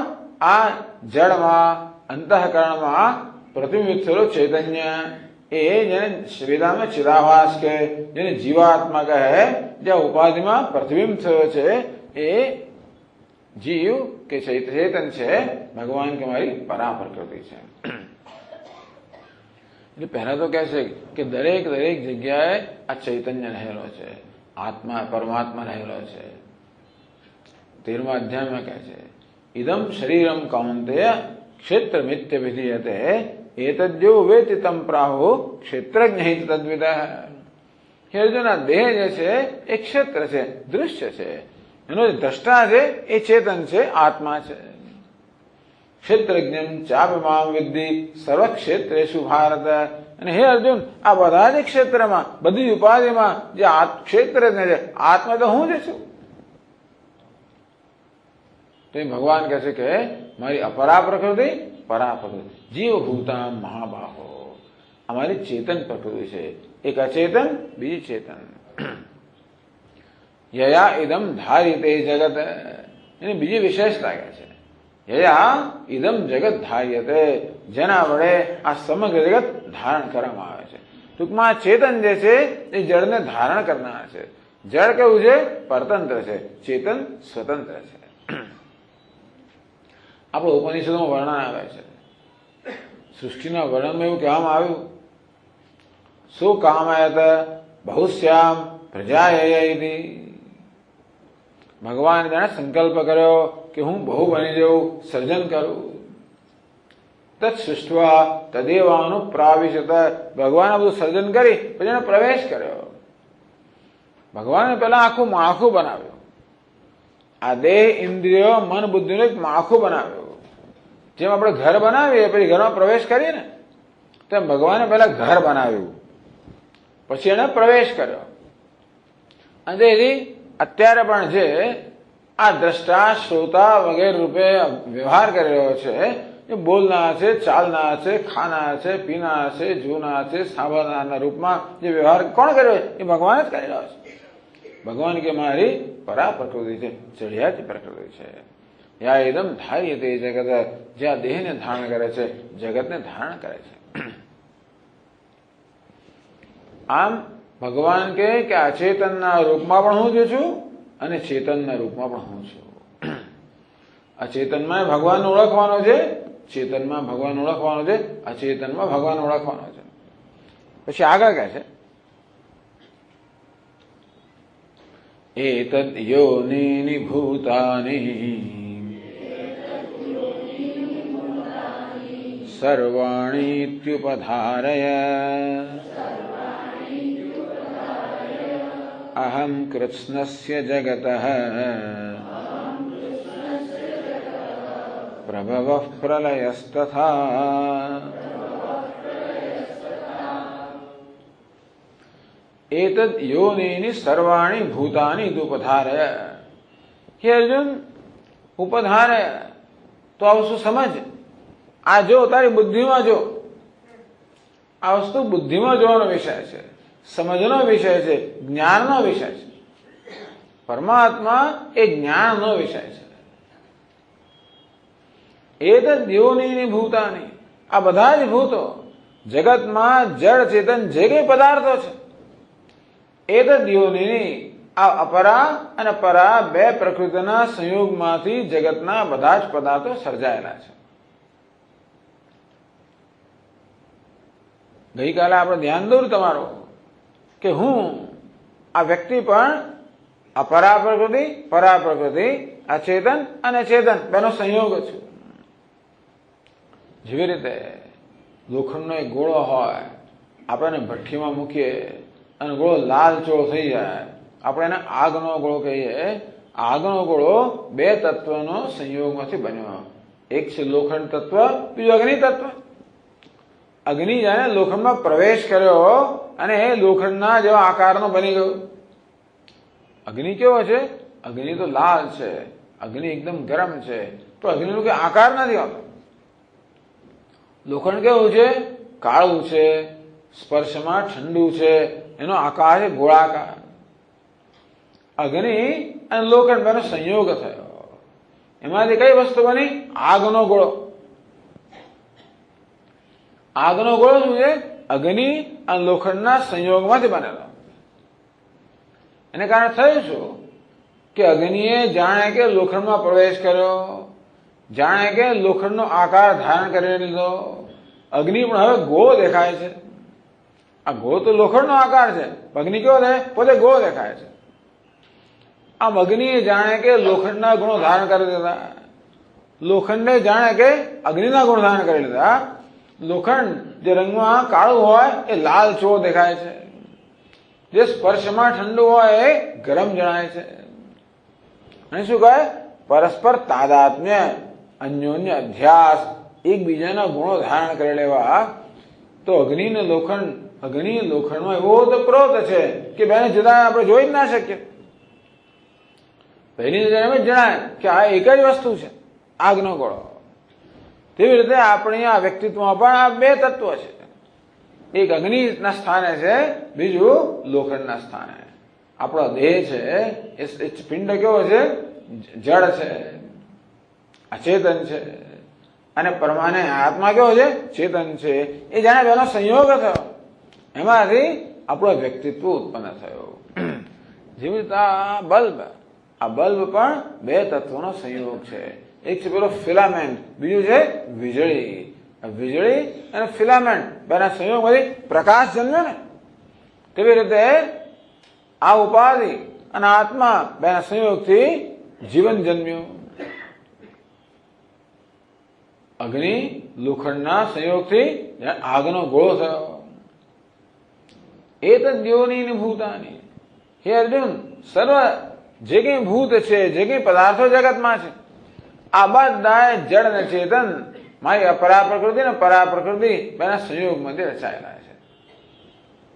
આપણામાં તો જડ અને ચેતન આપણે જોઈ શકીએ છીએ, પણ ટેબલમાં જો ટેબલની અંદર પણ આ જડ અને ચેતન બેઉ છે. સ્વામી શું વાત કરો છો? આ ટેબલમાં ચેતન છે? હોય ટેબલમાં ચેતન હોય? ટેબલમાં કોઈ ચેતનતા છે નહીં સ્વામી? ચૈતન્ય છે. ચેતનતા ચૈતન્ય ટેબલની અંદર પણ છે. જે ચૈતન્ય આ દેહમાં છે એ ચૈતન્ય ટેબલમાં પણ છે. તો સ્વામી એવું કેવી રીતે? આપણે તો જીવંત છે, આપણામાં આપણે સજીવ છીએ. આ ટેબલમાં ચૈતન્ય હોય તો આ ટેબલમાં જીવ ક્યાં છે? એ સજીવ ક્યાં છે? એનું ધબ્બા મારું તો પણ ક્યાં કોઈ જાતનો પ્રતિભાવ દર્શાવતો નથી. તો મને કશું કરો, તરત જ હું પ્રતિભાવ દર્શાવું. તો આપ એમ કહેવા માંગો છો કે આપણે ટેબલમાં કોઈ બહુ તફાવત નથી? છે ખરો? નથી ખરો. આપણામાં ટેબલમાં એક મોટો તફાવત એ છે કે આપણો સ્થૂળ દેહ છે, જોડે જોડે એક સૂક્ષ્મ દેહ પણ છે. એને કારણે આ ચૈતન્ય અહીંયા આગળ જીવનના રૂપમાં વ્યક્ત થાય. આ ટેબલમાં સ્થૂળ દેહ છે પણ સૂક્ષ્મ દેહ નથી, એટલા જ માટે અહીંયા આગળ જીવન નથી. આટલો છે. એક જ વીજળી હોય, આ બલ્બમાંથી પ્રકાશ હોય, પ્રગટ થાય. હીટરમાં કોઈ પ્રકાશ ન હોય, માત્ર ગરમી જ હોય. એર કન્ડિશનમાં ઠંડી હોય. એક જ વીજળી ક્યારેક ઠંડીના રૂપમાં પ્રગટ થાય, ક્યારેક ગરમીના રૂપમાં, ક્યારેક પ્રકાશના રૂપમાં, પંખામાં ગતિના રૂપમાં. પણ આ ગતિપણું, પ્રકાશપણું, ઠંડકપણું ક્યાં છે? એ તો ઉપાધિનો ધર્મ છે, એ બલ્બના ધર્મ છે. એને કારણે વીજળી પ્રકાશમાં પ્રગટ થાય. એર કન્ડિશનના ધર્મને કારણે વીજળી ઠંડીના રૂપમાં પ્રગટ થાય. હીટર ઉપાધિને કારણે વીજળી ગરમીના રૂપમાં પ્રગટ થાય. વીજળી એક જ છે. તેવી જ રીતે એ જ પરમાત્મા ચૈતન્ય આ જયારે સૂક્ષ્મ શરીર ઉપર પ્રગટ થાય ત્યારે એ કેવો કહેવાય? સજીવ કહેવાય. જે સૂક્ષ્મ શરીર નથી ત્યાં પ્રગટ થાય ત્યારે એ જાણે નિર્જીવ કહેવાય. પરંતુ એ જ પરમાત્મા આપણે જે જળ અચેતન કહીએ એવા આ ટેબલ ખુરશી બધા પદાર્થોમાં એટલો જ અભિવ્યક્ત છે. ટૂંકમાં આ ટેબલને હવાપણું પ્રદાન કરનારે છે, ટેબલને ભાસવાપણું પ્રદાન કરનારે છે. એતદ્યોનિ ભૂતાની સર્વાણી ઇતિ ઉપધારે. આ બંને મારી પ્રકૃતિના સંયોગમાંથી આ બધા જ પદાર્થો બનેલા છે. ભગવાન કે અમારી બે શક્તિઓ છે, મારી બે પ્રકૃતિ છે. અહમ કૃષ્ણસ્ય જગત પ્રભવ પ્રલયસ્તથા. આ બે પ્રકૃતિને કારણે અહમ કૃષ્ણસ્ય જગત પ્રભવ, આ સમગ્ર જગતનો હું પ્રભવ છું, ઉત્પત્તિનું કારણ છું. પ્રલય, આ સમગ્ર જગતની લયનું હું કારણ છું. આ સમગ્ર જગતની સ્થિતિનું કારણ છું. હું જગતની ઉત્પત્તિનું, સ્થિતિનું, લયનું કારણ છું. ટૂંકમાં જગતને ઉત્પન્ન કરનાર હું છું, જગતને નું પાલન કરનાર હું છું, જગતનો લય કરનાર પણ હું છું. સાથે સાથે જગતનો જન્મ મારામાંથી છે, જગતની સ્થિતિ મારામાંથી છે, જગતનો લય મારામાંથી છે. બે વસ્તુ મેં તમને કહ્યું એનો ભેદ જરા સમજવા જેવો છે. જો આ ઘડો ગઈકાલે જેની વાત કરી લે આપણે, આ ઘડાની ઉત્પત્તિ શેમાંથી છે? માટીમાંથી છે. આ ઘડો છે કોને કારણે? માટીને કારણે. કારણ કે ઘડામાંથી માટી લઈ લેવામાં આવે તો ઘડો નામની વસ્તુ રહે જ નહીં. માટે આ ઘડો છે કોને કારણે? માટીને કારણે. આ ઘડો જયારે તૂટી જશે ત્યારે છેવટે શેમાં મળી જશે? માટીમાં મળી જશે. એ ટુકડા થઈ જાય, એનું ચૂર્ણ થઈ જાય ત્યારે શું મળી જાય? માટી થઈ જાય પાછી. આમ ઘડાની ઉત્પત્તિ માટીમાંથી, ઘડાની સ્થિતિ માટીમાં, ઘડાનો લય પણ માટીમાં. એટલે ઉત્પત્તિ, સ્થિતિ, લય બધી અવસ્થામાં ઘડો ક્યારે માટી કરતા અલગ છે જ નહીં. તેથી આપણે જેને ઘડો કહીએ છીએ ખરેખર શું છે? માટી જ છે. માટીને કહેવાય ઉપાદાન કારણ, આ ઘડાને કહેવાય કાર્ય. જોડે જોડે આ ઘડાના સર્જન માટે એક બીજું કારણ પણ જોઈએ. કોણ જોઈએ? કુંભાર જોઈએ, જેને નિમિત્ત કારણ કહેવામાં આવે છે. આ ઘડાનું સર્જન કરનાર કુંભાર.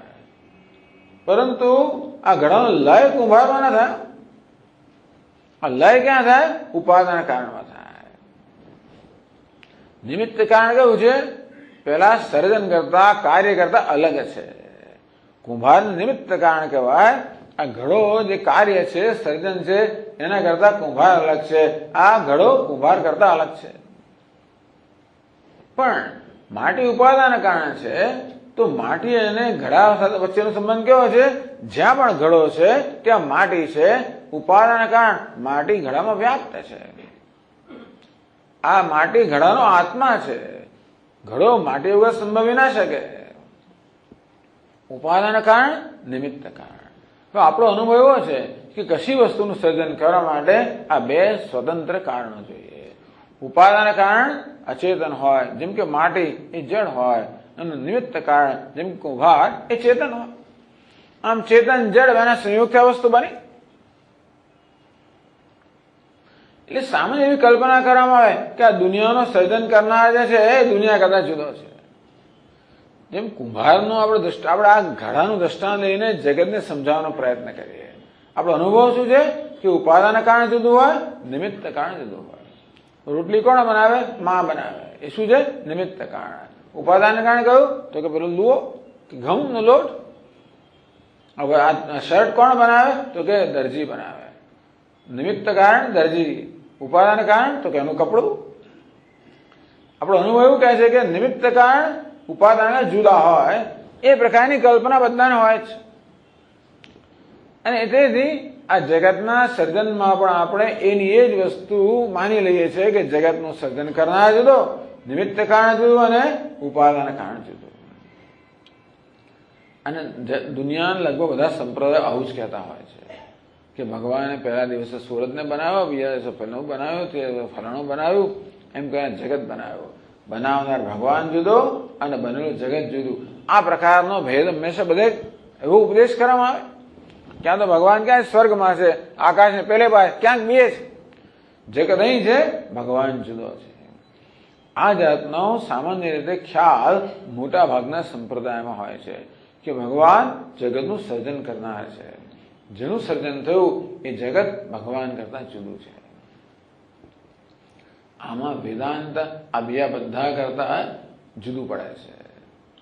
વેદાંત શું કહે છે કે નહીં, ભગવાન માત્ર સર્જન કરનાર છે એટલું નહીં, પરંતુ સર્જનના રૂપમાં ભગવાન જ છે. એ સમજાવવા માટે ભગવાનના પ્રકૃતિની વાત કરી. ભગવાને કહ્યું જો ભાઈ, આ પરા પ્રકૃતિ અને પરા પ્રકૃતિ, આ અચેતન અને ચેતન, આ જડ અને ચેતન, આ બેનું આ સમગ્ર જગત બનેલું છે, પરંતુ આ બંને મારી પ્રકૃતિ છે. એ રૂપમાં હું જ છું.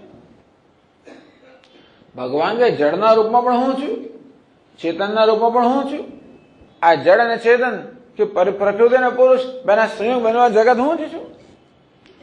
આમ કેવી રીતે આ જગતના રૂપમાં ભગવાન છે આપણે સમજાવે છે. ભગવાન કે જો અપરા પ્રકૃતિ અને પરા પ્રકૃતિ, એ બેના સંયોગમાંથી પણ અપરા પ્રકૃતિ પણ મારી છે, પરા પ્રકૃતિ પણ મારી છે.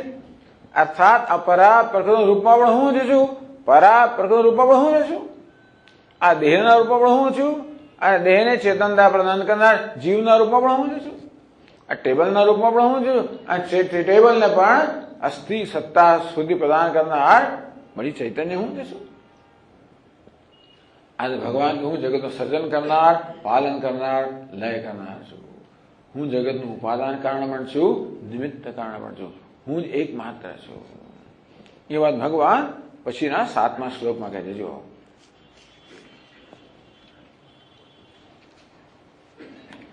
મત્તઃ પરતરમ નાન્યત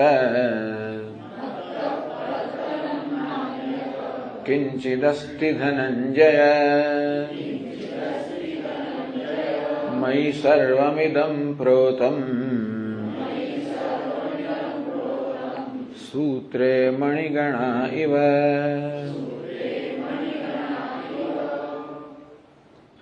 મત્તઃ પરતરમ નાન્યત કિંચિદસ્તિ ધનંજય. હે ધનંજય, જગતમાં મારા સિવાય અન્ય કઈ છે જ નહીં.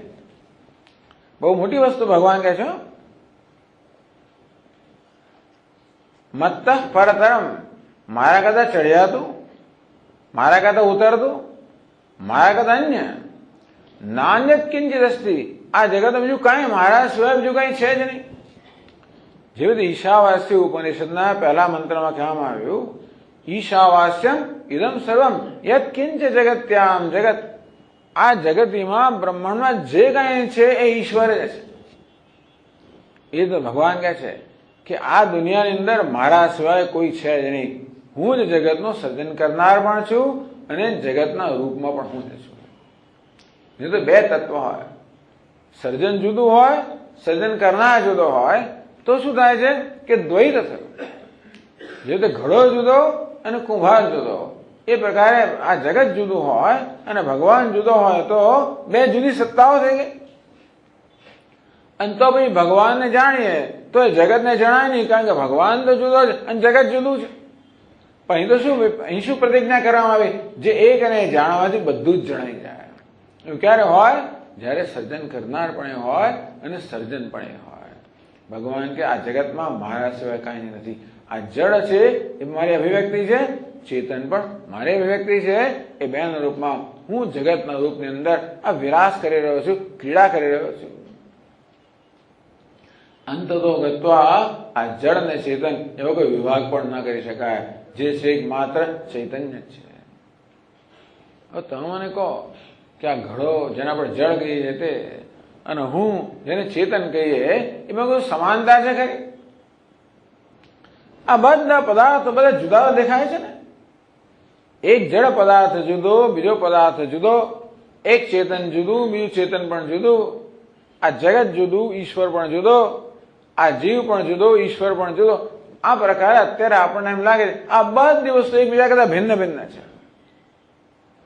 આ બધું અત્યંત ભિન્ન જણાતા બધા તત્વોની અંદર કોઈ સમાન વસ્તુ ખરી? જેવી રીતે પહેલી નજરે એમ જણાય કે બંગડી જુદી છે, બુટ્ટી જુદી છે, કંઠી જુદી છે, આ રીતે અલંકારો જુદા જુદા છે. પરંતુ જરા આપણે ધારીને જોઈએ તો ખબર પડે કે બધામાં એક સમાન તત્વ છે અને એ છે સોનું. આ બધા આ ઘડો જુદો, કૂજો જુદો, બધા કોળિયું જુદું, આ બધા પાત્રો ભિન્ન ભિન્ન જણાય છે, પણ એમાં કોઈ સમાન તત્વ તો માટી સમાન તત્વ છે. માટી બધા જ પાત્રોમાં વ્યાપ્ત છે, સોનું બધા અલંકારોમાં વ્યાપ્ત છે, આ સૂતર બધા જ વસ્ત્રોમાં વ્યાપ્ત છે. તેવી રીતે આ જગતના બધા પદાર્થોમાં વ્યાપ્ત એવું કઈ ખરું? કોઈ સર્વસામાન્ય તત્વ છે જે બધામાં હોય, જડમાં પણ હોય, ચેતનમાં પણ હોય? તો કે હા, આ એક પદાર્થ આપણે લઈએ જેમ કે ઘડો, એમાં આ 5 અંશ છે. અસ્થિ ભાતિ પ્રિયમ રૂપમ નામ ચેત્યમ છે પંચકમ. 5 અંશ છે આ ઘડામાં. અસ્થિ ઘડો તો કે છે, ઘડામાં શું છે? હવા પણ છે. આ ઘડો છે એ કેમ નક્કી કરી શકાય? કારણ કે ઘડો આપણા જ્ઞાનનો વિષય છે. ઘડો આપણા જ્ઞાનમાં ભાસી રહ્યો છે. ઘડો છે કારણ કે ભાષે છે. ભાસે છે કારણ કે છે. ઘડો છે અને ભાસે છે. અસ્તિ ભાતિ. ત્રીજી કઈ વસ્તુ ઘડાવે છે? પ્રિય. આ ઘડો પ્રિય છે, ઉપયોગી છે. આ ઘડો ઉપયોગી હોવાના કારણે કેવો છે? પ્રિય છે, સુખનું સાધન છે. આ ઘડામાં ત્રણ અંશ છે. ઘડો છે, ભાસે છે અને મને સુખ આપે છે. સમજ્યા? ઘડો મને તો કશું સુખ નથી આપતો, ઘડો પણ સુખ આપે ત્યારે માની ઘડો પણ મારા સુખનું કારણ છે, મને પ્રિય. મને તો ઘડો પ્રિય છે કારણ કે ઘડાનો ઉપયોગ કરું છું. આ ઘડાની મદદથી ઘણી બધી વસ્તુ થઈ શકે છે. આ ઘડો ન હોય તો આપણે પ્રવચન કરવાની મુશ્કેલ પડી જાય. આ વેદાંતિન લોકોને બે ચાર વસ્તુ જોઈએ એટલે અહીંયા ઓછામાં વસ્તુ મૂકેલી છે. આ એક ઘડો હોય, એક સ્ફટિક હોય, એક વસ્ત્ર હોય, બહુ થોડું થોડું જોઈએ. ત્યાં સુધી કે અમારે ત્યાં અમેરિકાનો આશ્રમ છે સેલસબર્ગની અંદર. આ તો આમ ટેબલ બેઠા ને, ટેબલ નીચે બધા બહુ જાત જાતની બધી વસ્તુઓ હોય. એક એમાં રજ્જુ સર્પ પણ છે, એક દોરડું છે, એને બરોબર આમ સાપના આકારમાં પેલો વાયરથી બનાવવામાં આવ્યો છે, એ પણ દેખાડાય રજ્જુ સર્પ. આ દોરડું ને સાપ પણ જોઈએ, ઘડો ને માટી પણ જોઈએ, અલંકાર ને સોનું પણ જોઈએ, ઘટ પટ મઠ. ઘટ એટલે ઘડો, પટ એટલે વસ્ત્ર, મઠ એટલે હોલ. આ ત્રણમાં આખું વેદાંત આવ્યું, ઘટપટ મઠ. આ તો આપણે તો આવા શબ્દો બહુ વાપરતા નથી, પણ તો મહાત્માઓને સાંભળો ને, વેદાંતના ઘનઘોર મહાત્માઓ ત્યારે ઘટપટ કરાય એવું ચાલ્યા કરતો હોય બધું. આપણને આગળ ઘટપટપટ ચાલ્યા જ કરતો હોય બધું. એ ત્રણમાં આખું વેદાંત આવી જાય, બધું સમજાવી દે લોકો ઘટપટ મઠમાં. એટલે અહીંયા ઘડો અને વસ્ત્ર મૂકવામાં આવેલું જ હોય, કારણ કે એના વગર આપણે આગળ ચાલીને. એટલા માટે આ ઘડો પ્રિય તો ખરો જ ને મને. એ ના હોત તમારું કામ ના કરી શકે હોત ને. કઈ વસ્તુ પ્રિય હોય? જે ઉપયોગી વસ્તુ પ્રિય હોય, ખરું કે નહીં? તમને પ્રિય છે, અમને તો કશું પ્રિય નથી. ચાલો, કોઈકને તો પ્રિય છે. દરેકે દરેક વસ્તુમાં કોઈકને કોઈક સંજોગોમાં પ્રિય થવાની સંભાવના છે. રસ્તામાં પડેલો પથ્થરો પણ ક્યારેક આપણે પ્રિય થઈ પડે.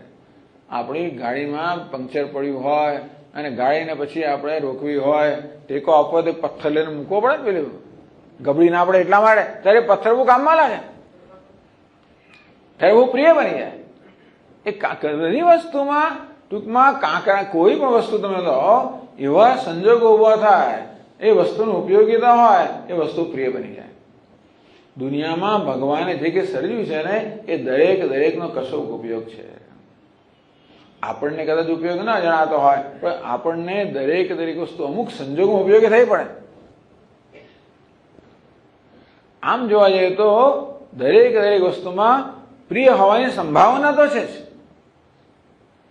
કદાચ આ સંજોગોમાં આપણને આમાં કોઈ એવું ઉપયોગીતા ના જણાતી હોય, પણ એવા સંજોગો ઉભા થઈ શકે જ્યારે આ વસ્તુ ઉપયોગી બને અને ત્યારે બહુ વાલી લાગે. સૂકી રોટલી પણ હોય 7 દિવસની, એ બહુ સખત ભૂખ લાગી હોય, બધે ખાખા કોળા કશું મળે, એ રોટલી પણ બહુ પ્રિય લાગે તે વખતે આપણને. સંજોગ ઉભા થવા જોઈએ. એટલે કે જો સંજોગ ઉભા થાય તો દુનિયાનો દરેક પદાર્થ આપણને ઉપયોગી થઈ શકે, વાલો લાગે તે વખતે. કેમ? કારણ કે આમાં પ્રિય થવાની સંભાવના છે, પ્રિયપણું છે. ખરેખર તો દુનિયાનો દરેક પદાર્થ આપણને સુખ આપી શકે. આમાં ઘડામાં શું સુખ મળે સ્વામી? એમાં કેમ આપણે કોઈ સુંદર વસ્તુની તો આનંદ નથી થતો? સુંદર આપણે દૃશ્ય કોઈ જોઈએ, સુંદર સૂર્યોદય જોઈએ, એકદમ ચંદ્રમાનો ઉદય થયેલો જોઈએ, પુષ્પ જોઈએ, વૃક્ષ જોઈએ, અરે પાંદડું પણ જોઈએ, કશું સુંદર છે તો આપણું મન કેવું પ્રસન્ન થઈ જાય છે. આ સુંદરતા કોને કહેવાય? કઈ વસ્તુ છે જે મને પ્રસન્ન કરે છે? પેલું ફૂલ પ્રસન્ન કરે છે. આ પ્રસન્નતા જે છે ને, ફૂલમાં મને પ્રસન્ન કરવાની ક્ષમતા છે ને. એવું ક્યારે થાય ખબર છે? જ્યારે મારું મન બધા રાગ દ્વેષ મુક્ત થઈ ગયું હોય ત્યારે એ વસ્તુનો આનંદ માણી શકું. હું કોઈ પ્રકારની ડિમાન્ડ ના કરું, કોઈ પ્રકારની માગણી ના કરું, વસ્તુ જેવી છે તેવી જ પ્રેમથી સ્વીકારી લઉં તો એ વસ્તુ મારા આનંદનો વિષય બને. અને જ્યારે માગણી કરતા કશી વસ્તુ મને આનંદ ના આપી શકે. ઘણીવાર અમેરિકાની અંદર મિત્રો આવતા હોય, આપણે એમને ઉતર્યા હોય, ફરવા લઈ જઈએ, સરસ જગ્યાએ લઈ જઈએ કે જો બી અમારી તો ત્યારો ને 2-5 વર્ષ જાણે અમેરિકાને આપણે થઈ ગયું લાગે, એટલે આપણે આમ બહુ ગર્વથી બતાવે કે ચાલ જો તને સરસ રાઈડ પર લઈ જાઉં, જો નદી કિનારો જો, જો પર્વતો જો, આ કેવું સરસ રળિયામણું દૃશ્ય છે. આ મેં તો હિન્દુસ્તાન આવેલો છે ને, 5 મિનિટ જોયો પછી હા એ તો ખરું સ્વામી, પણ પેલું મહાબળેશ્વર જેવું નહીં. એટલે આપણે ફુગ્ગો જ ફૂટી જાય ઠોકવા. એનો અર્થ એ હતો કે આ વ્યક્તિ આની પાસે અપેક્ષા રાખે કે આવું છે, એના કરતા પેલું હોત તો વધારે સારું થાય. એનો આનો આનંદ ના લઈ શકીએ. કશી વસ્તુનો આનંદ ક્યારે લઈ શકીએ? એમાં કોઈ પ્રકારની માંગણી ના હોય, એ જેવું છે તો જરા સ્વીકાર હોય ત્યારે આપણે એનો આનંદ લઈ શકીએ, નહીં તો ના લેવાય. આ ચા સરસ બની છે પણ તે દાડા જેવી નહીં, પેલી હોટેલ જેવી નહીં, જેવી તુલના કરી અને આપણે અપેક્ષા રાખી કે તરત એ વસ્તુનો આનંદ જતો રહે. આમ આનંદ આપવાની ક્ષમતા બધામાં છે. આપણે આનંદ ક્યારે લઈ શકીએ? જ્યારે વસ્તુ જેવી છે તેવો સ્વીકાર કરીએ, કોઈ પ્રકારની અપેક્ષા, કોઈ રાગ દ્વેષ ના હોય, કોઈ આસક્તિ ના હોય, ક્યાંય કોઈ દ્વેષ પણ ના હોય. એ પ્રકારની જો મનની સ્થિતિ હોય તો આપણે કોઈ પણ વસ્તુનો આનંદ માણી શકીએ. અત્યારે ઘોંઘાટ થાય, અત્યારે હું અમુક પ્રકારનું સંગીતને માણી શકું, તે ખાસ કરીને ભક્તિ સંગીત હોય એનો આનંદ લઈ શકાય. પછી પેલા ધડાધડ પે કરે, જાત જાતનું પેલું કરે, આઈ લવ યુ, જાત જાતના ગીતો બધા આવે છે ને. ગઈકાલે પેલી ઢીંગલી લાવે એમાંથી કેવું ગીતો આવતા હતા બધા. એ આમ સાંભળવામાં ત્રાસ થઈ જાય. પેલા પાર્ટી પ્લોટમાં જ અમે અમદાવાદમાં પાર્ટી પ્લોટો બધા હોય, અને એ લોકો આપણે હિન્દુસ્તાન લોકો બહુ પરગાજુ છે કે આપણે એકલા આનંદ લઈએ બરોબર નથી, દુનિયા આનંદ લેવો જોઈએ. એટલે ચારે બાજુ પેલા લાઉડ સ્પીકરો મૂકેલા હોય, અને એ તો અંદર હોય, લાઉડ સ્પીકર આપણા તરફ હોય, એટલે એનો બધો લાભ રાતના 2 વાગે આપણને મળે. અને જેવું શરૂ થાય ને જે મારો પિત્તો જાય, દ્વેષ છે મને. પેલા લોકો નાચે છે ત્યાં આગળ, આ સંગીતમાં પેલા નાચે છે અને આનંદ લે છે. હવે એ સંગીત એમને આનંદ આવે, મને અહીંયા ત્રાસ ઉત્પન્ન કરે છે. એનું કારણ શું? કારણ કે મારામાં દ્વેષ છે. એ વસ્તુ આમ કેમ બોલે છે, આવું કેવું છે, આવા કેવા ગીતો, ભગવાન ભજન બગાડો ને. ધારો કે આવી જાતની અમારા મનમાં દ્વેષ ના હોત, આ સિનેમાનું ગીત છે અને પેલું પ્રેમનું ગીત કે ગમે તેવું હોય માટે હું તિરસ્કારું, હું સ્વામી છું ને એટલા માટે મને આવું ના જ ગમવું જોઈએ ને, એટલે ધારો કે મને દ્વેષ છે અને તેથી એવું ચાલુ થાય ને મારો પિત્તો જાય. એવું દ્વેષ ના હોત, ધારો કે એ ગીત જેવું પણ વાગે છે, કોઈ પ્રકારના રાગ કે દ્વેષ વગર એને સાંભળી શકતો હોત તો કદાચ એ ગીતનો પણ આનંદ હું લઈ શકતો હોત. અને હું કદાચ આનંદ ના લો તોય પણ જો પેલા કેવો આનંદ લે છે એનો આનંદ તો લઈ શકતો હોત. છેવડે મારી જાતને મારે આ પ્રકારે સમજાવવી પડે, ભાઈ સ્વામી તું સાંભળ, તને આનંદ જો પેલા કેવો આનંદ લે છે ને એનો આનંદ તો લે ને ભાઈ. ચાલો, એટલે હવે એ વાગે ને તોય પણ મને કઈ દ્વેષ થતો નથી, કારણ કે એ પણ આનંદનું સાધન મારે માટે તો કોઈકને માટે તો છે. એના જેવી સ્થિતિ હોત તો મને એનો આનંદ આવ્યો હોત ને. કોઈકનો તો આ વસ્તુ આનંદ આપે જ છે ને. એનો અર્થ એ થયો કે એનો આનંદ લેવાની મારામાં ક્ષમતા નથી, એમાં એનો વાંક નથી, કોઈ વસ્તુનો વાંક જ નથી. સુંદરતા શું વસ્તુ છે? દરેક વસ્તુ સુંદર છે ખરી કે નહીં? ખાલી લીલું પાંદડું સુંદર કહેવાય અને સુકાયેલું પાંદડું સુંદર ના કહેવાય, એ તો આપણો પોતાના ભ્રમ, એ આપણા પોતાના ખ્યાલ છે કે આને સુંદર કહેવાય અને પેલા ના કહેવાય. એટલે બહુ વર્ષો પહેલા જયારે ફોટોગ્રાફી શીખતા હતા ને ત્યારે પેલા ફોટોગ્રાફી શિક્ષક કે આપણને કે જો ભાઈ દરેક વસ્તુમાં સુંદરતા છે, એ તમારે બહાર લાવવાની જરૂર છે. એક દિવસ આ માણસ ઘરની બહાર નીકળતો હતો, વાંચતો હતો, કશું એને કાગળનો ડૂચો હતો લઈને બહાર ફેંક્યો એના આંગણામાં, ઓફિસમાં ગયો. 2-3 દિવસ થયા, એક દિવસ સાંજે પાછો આવ્યો અને એના જેવું બારણું ખોલ્યું, સામે એક સુંદર એક મોડર્ન આર્ટ જો કશું કહ્યું, બહુ સરસ વસ્તુ હતી, કેવું સુંદર છે, આમ તરત એવું બોલી ઉઠ્યો. પપ્પા જયારે જો નજર કરો તો શું છે, પેલો કાગળનો ડૂચો હતો. એ કાગળ એવું સરસ ફ્રેમ કરેલો ને એને, એમ કાગળનો ડૂચો સુંદર દેખાય. એમાં સુંદરતા છે, એને બહાર લાવનારો કોઈ હોય તો. કહેવાનો વાત એ છે કે સુંદરતા નામની કોઈ વસ્તુ નથી. દરેક વસ્તુ સુંદર જ છે. દરેક વસ્તુ સુખનું સાધન બની શકે. એ કાગળનો ડૂચો પણ સાધન બની શકે, સુખનું સાધન. જો એને સરસ ફ્રેમ કરવામાં આવ્યો હોય, એની અંદરની કઈક સુંદરતા છે કે વિલક્ષણતાને બહાર લાવનાર કોઈ નહીં મળે. આપણે ભજનનો આનંદ પણ ક્યારે માણી શકીએ છીએ ખબર છે? કોઈ સારા ગાયકો એ ભજનને સરસ રીતે ગાય ને એના ભાવો જયારે વ્યક્ત કરે ત્યારે આપણે એને માણી શકીએ. એ ભજનનો ભાવ સમજ અને અનુભવ જેટલી આપણામાં ક્ષમતા હોતી નથી મોટે ભાગે. એ તો કોઈ એવી સરસ રીતે ગાય, એનો ભાવ એવો સરસ વ્યક્ત કરે, આપણો સ્પર્શ ભજન કેવું સરસ છે. માત્ર ભજન નહીં પણ જે રીતે ગાવામાં આવ્યું, ટૂંકમાં એ ભજનનું સુંદરતા તો છે, પરંતુ એ કોઈ દેખાડનારું હોય એટલે દરેક વસ્તુમાં સુંદરતા છે, દરેક વસ્તુમાં આનંદ આપવાની ક્ષમતા છે, દરેક વસ્તુ સુખનું સાધન બની શકે, ખરું કે નહીં? કોઈ પણ વસ્તુ એના માટેના યોગ્ય સંજોગો અથવા તો આપણા મનની સ્થિતિ હોય, જ્યાં અંતઃકરણ શુદ્ધ હોય, કોઈ રાગ દ્વેષ ના હોય, કોઈ પ્રકારના ખ્યાલ પણ ના હોય અને પૂર્ણ સ્વીકાર હોય, તો દરેક વસ્તુ આપણને આનંદ આપી શકે, એની સુંદરતા આપણે જોઈ શકીએ, માણી શકીએ. આ બધું પ્રવચન કેમ આપ્યું? દરેક વસ્તુમાં ત્રણ જ અસ્તિ ભાતિ પ્રિયમ. આ ઘડો છે, ઘડો ભાસે છે, ઘડો પ્રિય છે, કારણ ઘડો સુખનું સાધન છે. ઘડાને એક નામ છે, ઘડાને એક રૂપ છે. આનું નામ ઘડો છે, એનું એક રૂપ છે. ઘડો એટલે મોટા પેટ વાળો, નાના મોં વાળો એક પદાર્થ, એને ઘડો કહેવાય. તેવા પુસ્તક એ પણ છે, ભાષે છે, પ્રિય છે, એનું પણ એક નામ છે, એનું પણ એક રૂપ છે. આ ટેબલ છે, ભાષે છે, પ્રિય છે, એનું પણ નામ છે, રૂપ છે. ગમે તે વસ્તુ લાવો,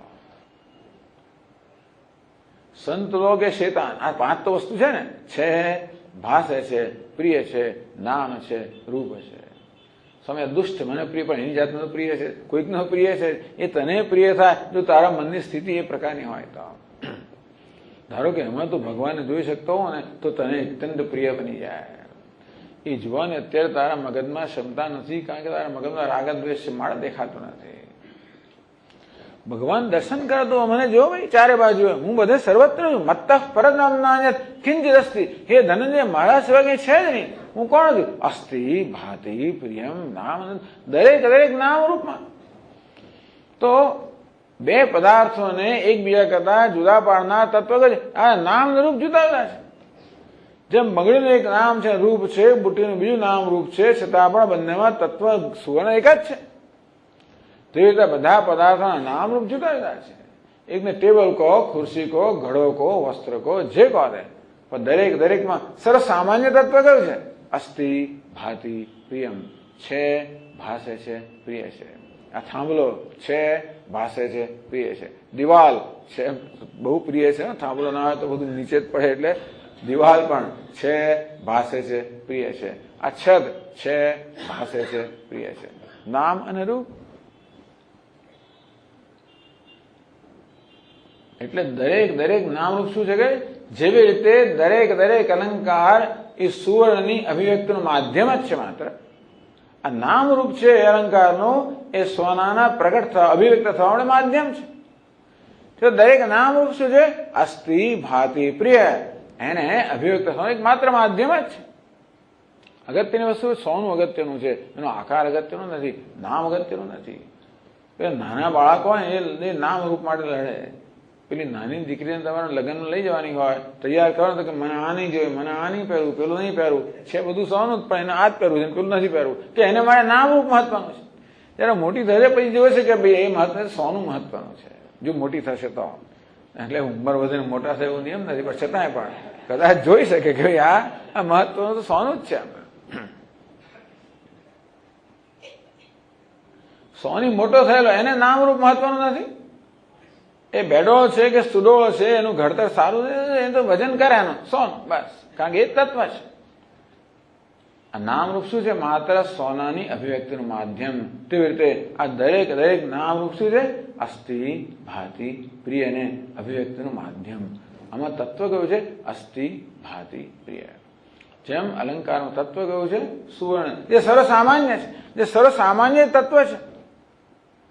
આ બધા ભલે બહારથી જુદા દેખાતા, બધા વેશ ભલે જુદા હોય, એ દરેક નામ એક વેશ છે. એ વેશને ધારણ કરનાર કોણ છે? અસ્થિ ભાતિ પ્રિયમ. સત ચિત આનંદ, એક જ પરમાત્મા સચ્ચિદાનંદ, સત્યમ જ્ઞાનમ અનંતમ બ્રહ્મ. એ દરેક દરેક પદાર્થમાં, દરેક નામ રૂપમાં એ જ અભિવ્યક્ત થઈ રહ્યો છે. પણ આપણે જ્યાં સુધી નામ રૂપને મહત્વ આપીએ ત્યાં સુધી પેલું એનું જે તત્વ છે એની નોંધ નથી લેવા, તેનો અનુભવ તો થાય જ છે. આપણે જયારે આ ઘડાનો અનુભવ થાય, માટીનો અનુભવ થયા વગર ઘડાનો અનુભવ થઈ જ ના શકે. પણ આ માટી, આ ઘડાના એવું સરસ પેઇન્ટ કર્યું હોય, એને કેવું કેવું કરેલું છે, જાત જાતનું બધું કરેલું છે ને, આર્ટિસ્ટિક વર્ક, એને જોયા કરીએ, એમાં આસક્ત હોઈએ તો આ માટીની નોંધ ના લેવાય. માટીના અનુભવ વગર ઘડાનો અનુભવ ના થઈ શકે. પરંતુ ઘડાના નામ રૂપ એની વિશેષતાની અંદર આપણે વધારે જો રત થઈ ગયા હોઈએ તો માટી જેમાં જે ઘડો બનેલો છે એની નોંધ નથી લેવાતી. છે તો ખરું, અનુભવ થાય છે, મારે માટીનો અનુભવ કરવાનો છે. આ અનુભવ, માટીના અનુભવ વગર ઘડાનો અનુભવ થાય જ નહીં. તો માટે અનુભવ શું કરવાનું? આ ઘડો જે છે એમાંથી તારી દ્રષ્ટિ હટાવીને જે વાસ્તવિક તત્વ છે એમાં સ્થાપિત કર. જે એક જ અભિનેતા, એ જ ભિખારી છે, એ જ રાજા છે, એ જ પ્રધાન છે, એ બધું એ જ છે. પરંતુ એ ભિખારીમાં પેલા અભિનેતાને, કરોડપતિને જોવા માટે ભિખારીનો વેશ છે એની મનમાં બાદબાકી કરી નાખવી પડે. એવું નથી કે વેશ કાઢી નાખે તો જ આપણે દેખાય, મનમાં બાદબાકી કરી નાખવાની. જે લોકો બધા ચેમ્પિયન લોકો હોય છે ને એ બધા તરત ઓળખી જાય, ગમે તે વેશમાં એનો પ્રિય અભિનેતા આવે ઓળખી જ જાય. કોલેજના છોકરાઓને તમે કહો ખાલી 2 આંખો દેખાડો, પછી 2 આંખોની પેર દેખાડો, આ એક જ્યાં કહીએ કે કોની છે, આ ફલાણીની, પેલીની છે, પેલાની છે, બધા આંખો બધી ઓળખી જાય. બધાની જરૂર જ નથી, એટલા નિષ્ણાત છે ને લોકો, એટલા જ્ઞાની છે. અને એની પર ગમે તો વેશ લે પણ એ લોકો ચૂકે નહીં. તેવી રીતે આપણે પણ એની આંખો ઓળખી જઈએ. લક્ષણ, એને લક્ષણ કહેવાય, જેના વગર વસ્તુ હોય જ ના શકે. પેલો ગમે તે વેશ ભલે ને પહેરે, એની આંખો તો બદલી ના જ શકે. ઘર દાઢી મૂછ ને બધું ગમ જાય, જે કરવું એ કરે, પણ આંખો એટલે જ ઓળખતા હો તમે છેતરાવો જ નહીં. તેમ ભગવાન ગમે તે વેશ લે, ક્યારે બ્રાહ્મણનો વેશ લે, ગાયનો વેશ લે, હાથીનો વેશ લે, કૂતરાનો વેશ લે, ઊંટનો વેશ લે, જેનો વેશ લેવાય એટલે. પંડિતા સમદર્શિન વિદ્યા વિનય સંપન્ને બ્રાહ્મણે ગવિહસ્તિની સુનિચૈવ સ્વભાગે છે. પંડિતા સમદર્શિન. ભગવાનને જે વેશ લેવો હોય લે. કોઈ પવિત્ર બ્રાહ્મણનો વેશ લીધો હોય, ક્યારેક એણે ગાયનો વેશ લીધો, ક્યારેક હાથીનો વેશ લીધો, કૂતરાનો વેશ લીધો, અરે ચંડાળનો વેશ લીધો, જેનો વેશ. વેશમાં જેને આસક્તિ નથી એ તો વેશ પહેરનાર ઓળખી શકે. વેશના પહેરનાર ઓળખી ક્યારે શકાય? વેશમાં કોઈ પ્રકારની આસક્તિ ના હોય ત્યારે. આપણા પ્રિય અભિનેતાને ઓળખી ક્યારે શકીએ? એ જે વેશમાં આવે એ વેશમાં આસક્તિ ના હોય. તો કે મને એમ કે આ તો જો રાજા આવ્યો. એક દાડો મારો ભત્રીજો મને ફિલ્મ જોવા લઈ ગયો. હવે સ્વામી રાજા નથી, આ તો અમિતાભ બચ્ચન છે, જુઓ જરા બરાબર. એ ઓળખી ગયો, એ જ્ઞાની હતો. હું વેશમાં મહત્વ આપનાર હતો, પણ એ માણસ એ જાણે છે. એને શું છે? વિવેક છે. કેનો વિવેક? સત્ય અને મિથ્યાનો વિવેક છે. આ વેશ તો મિથ્યા છે, અભિનેતા સત્ય છે. આ સત્ય મિથ્યાનો વેશ કરી શકનાર એ વેશને વેશ રૂપે જાણીએ તો વેશના પહેરનાર ઓળખી શકીએ. એ માટે વેશને કોઈ મહત્વ ના હોય, વેશ માટે કોઈ રાગ દ્વેષ ના હોય, વેશ માટે કોઈ આગ્રહ ના હોય, ભલે જે વેશમાં આવે. સોનીને ગમે તે વેશમાં તમે સોનું લઈ જાઓ, બંગડી હોય કે ભાઈ કંઠી હોય, જે હોય તે કરે, એ જૂની ડિઝાઇન હોય કે નવી હોય, ગમે તે હોય, સોનું. તેવી રીતે ભક્તને તો એક જ ભગવાન જે કોઈ વેશમાં આવે. સ્ત્રીના વેશ, ત્વમ સ્ત્રી ત્વમ પુમાનસી ત્વમ કુમાર ઉતવા કુમારી ત્વમ જીર્ણો દંડેન વંચસી ત્વમ જાતોસી વિશ્વતો મુખા. ઉપનિષદમાં કહે ઋષિ, ત્વમ એ ભગવાન આ સ્ત્રીના રૂપમાં તું જ જઈ રહ્યો છે, અરે આ પુરુષના રૂપમાં તું જ છે, આ યુવાન પણ તું છે, આ યુવતી પણ તું છે, આ વૃદ્ધના રૂપમાં આ દંડ લઈને તું જ જઈ રહ્યો છે. એ તું જ આ બધા રૂપમાં વ્યક્ત થઈ રહ્યો છે. મત્તઃ પરતરમ નાન્યત કિંચિદ અસ્તિ ધનંજય. હે ધનંજય, આ જગતમાં મારા સિવાય કાંઈ જ નથી, હું જ છું. જરા મને જો. ગઈકાલે કહેલું ને આપણને કોઈ દેખાડનારું જોઈએ. ઘણા બધા ગૂંચવાડા વાળી બધી લાઈનો વાળું એક હોય ચિત્ર, જેમાં આપણને લાઈનો, રેખાઓનો ગૂંચવાડા જોઈએ કે ના જણાય, પણ કોઈ આવું ધ્યાન દોરનાર જોઈએ કે સ્વામીજી અમે કૃષ્ણ ભગવાનને જોયા, મને તો દેખાતા નથી. અને જુઓ એની આંખો, એમનું નાક, એમના હોઠ, એમનો ચહેરો, એમની વાંસળી, પછી બરોબર દેખાય. તે તો ભગવાન દેખાડી રહ્યા છે કે જો આ જગતમાં ભલે વિવિધતા બહુ છે, બધી વિષમતા ઘણી છે, છતાં પણ સમમ સર્વેષુ ભૂતેષુ તિષ્ઠંતમ પરમેશ્વરમ, આ બધા જ ભૂતોમાં, આ જળ ચેતન બધાની અંદર જે સમાન ભાવે રહેલો છે, અસ્થિ ભાતિ પ્રિયમ સત ચિત આનંદ. એક પણ એવું નામ રૂપ નથી જે અસ્થિ ભાતિ પ્રિય કે સચ્ચિત આનંદ વગરનો હોય. કારણ કે અસ્થિ ના હોય તો સંભવિત ના શકે, ભાતિ ના હોય તો ભાષી જ ના શકે, પ્રિય ના હોય તો પણ સંભવી ના શકે. દરેક વસ્તુમાં ઉપયોગિતા જોઈએ, દરેક વસ્તુમાં હવા પણ હોય જ, એમાં ભાસવા પણ હોય, એ સ્વયં વસ્તુ હોય જ ના શકે. આમ સચ્ચિદાનંદ પરમાત્મા સર્વત્ર સમાન વ્યાપ્ત છે. એટલે ભગવાન આ શ્લોકની બીજી પંક્તિમાં કહે છે, મયી સર્વમિદં પ્રોતમ સૂત્રે મણિગણાય. કે અર્જુન, જેવી રીતે આ દોરામાં બધા મણિ પરોવાયેલા હોય, આ માળામાં જેમ અનેક ફૂલ પરોવાયેલા હોય,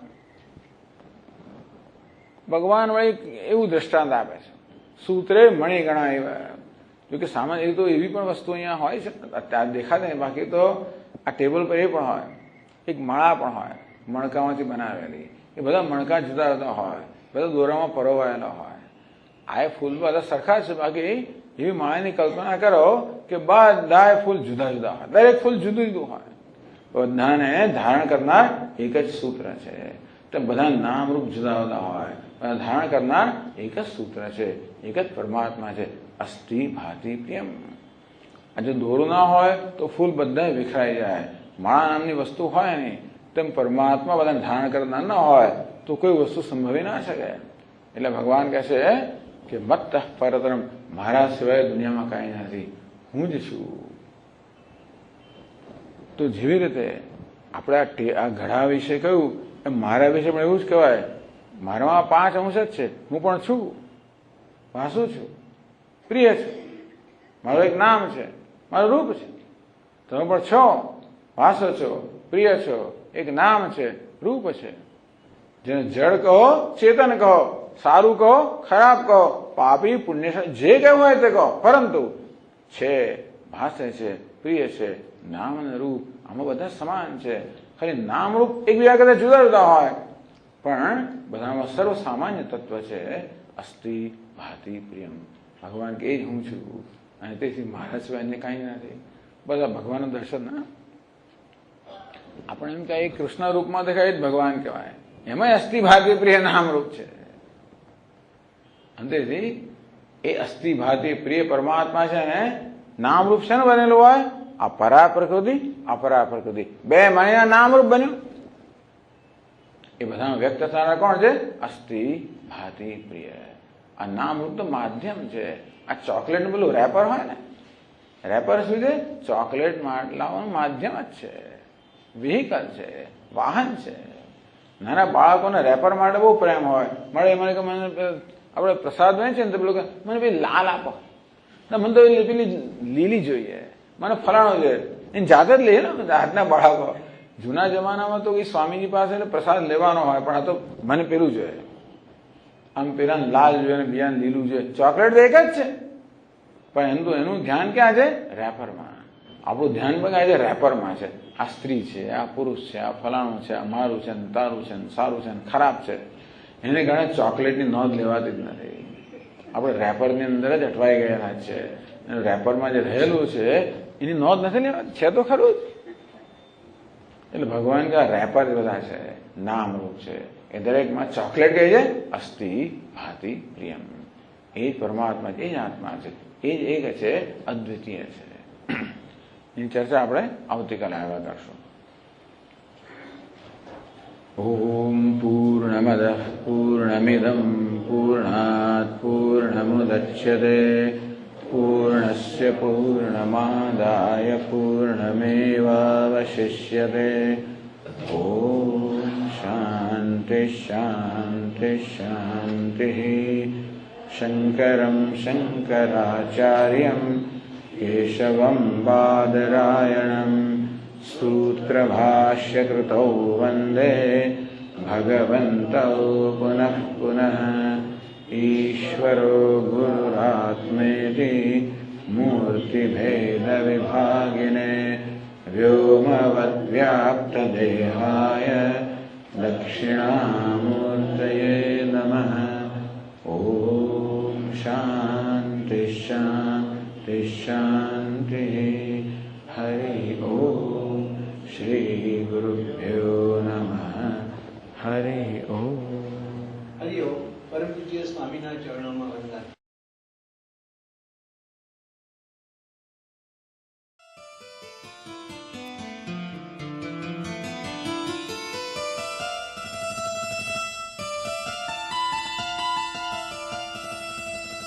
अथ सप्तमोऽध्यायः।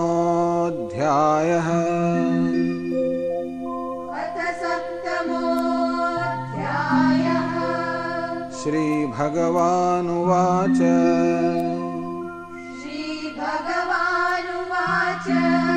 मय्यासक्तमनाः पार्थ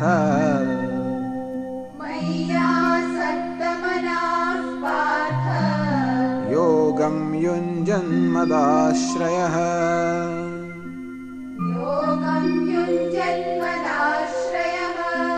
असंशयं समग्रं माम् यथा ज्ञास्यसि तच्छृणु।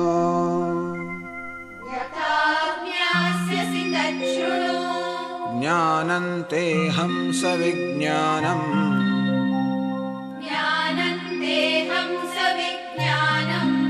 इदं वक्ष्याम्यशेषतः।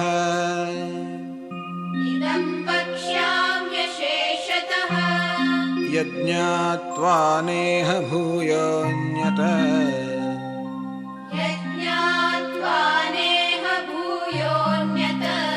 ज्ञातव्यमवशिष्यते।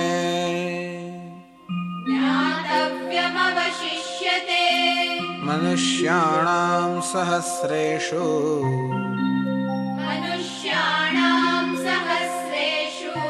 कश्चिद् यतति सिद्धये।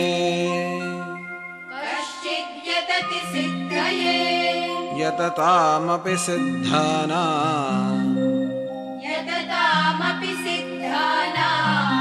कश्चिन्मां वेत्ति तत्त्वतः।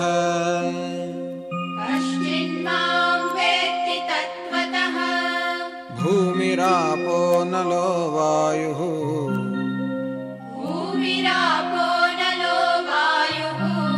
खं मनो बुद्धिरेव च।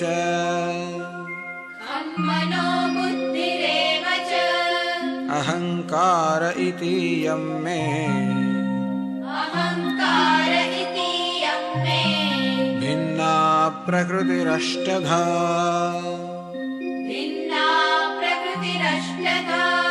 अपरेयमितस्त्वन्या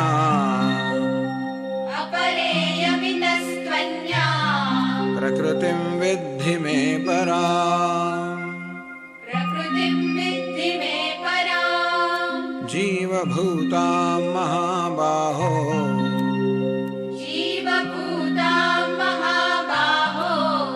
ययेदन्धार्यते जगत्।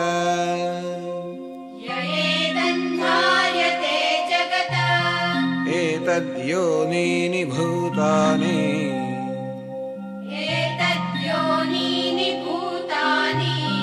सर्वाणीत्युपधारय।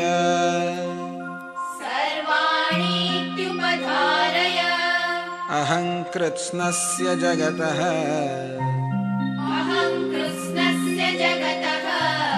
प्रभवः प्रलयस्तथा।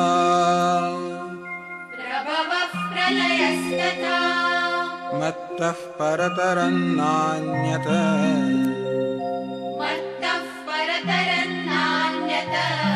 किञ्चिदस्ति धनञ्जय। मयि सर्वमिदं प्रोतं सूत्रे मणिगणा इव। रसोऽहमप्सु कौन्तेय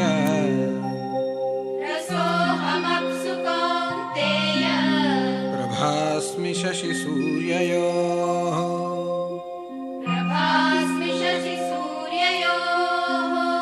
प्रणवः सर्ववेदेषु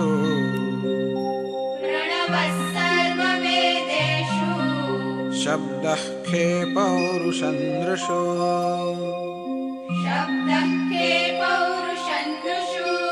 पुण्यो गन्धः पृथिव्यां च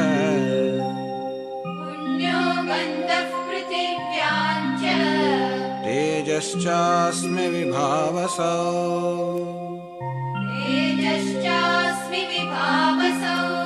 जीवनं सर्वभूतेषु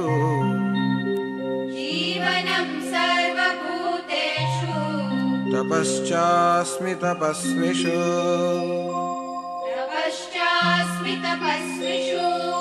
बीजं मां सर्वभूतानां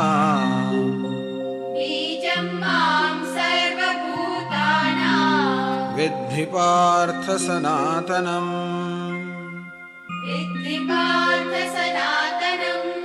बुद्धिर्बुद्धिमतामस्मि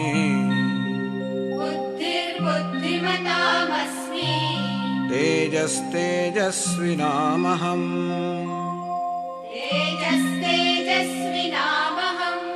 बलं बलवतां चाहम्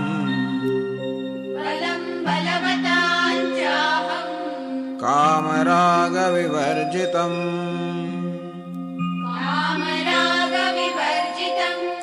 धर्माविरुद्धो भूतेषु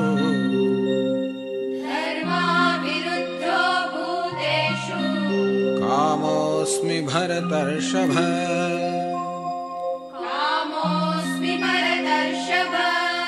ये चैव सात्विका भावाः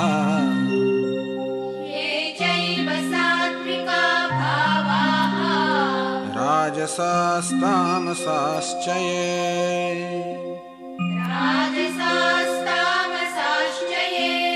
मत्त एवेति तान् विद्धि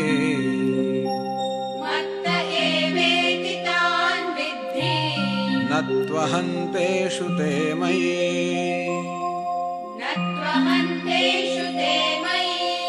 त्रिभिर्गुणमयैर्भावैः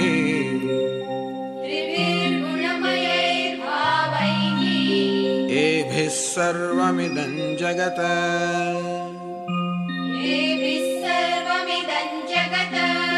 मोहितं नाभिजानाति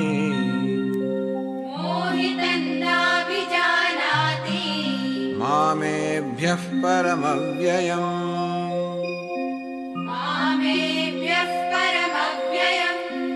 दैवी ह्येषा गुणमयी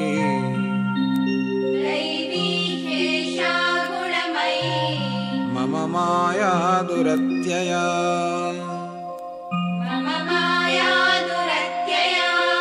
मामेव ये प्रपद्यन्ते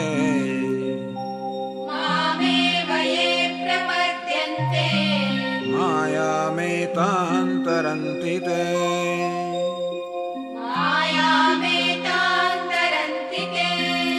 न मां दुष्कृतिनो मूढाः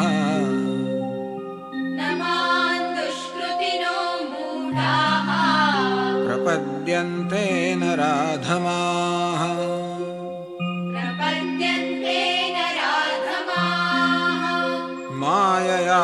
माययापहृतज्ञानाः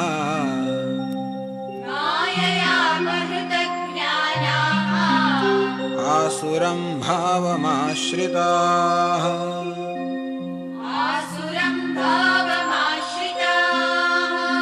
चतुर्विधा भजन्ते मां जनाः सुकृतिनोऽर्जुन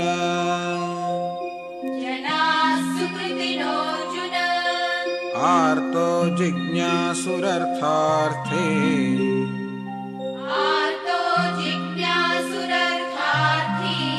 ज्ञानी च भरतर्षभ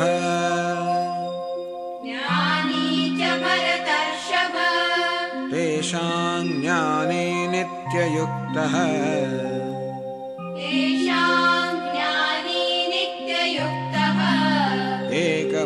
एकभक्तिर्विशिष्यते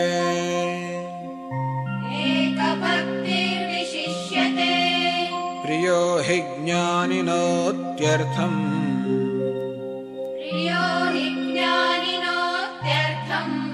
अहं स च मम प्रियः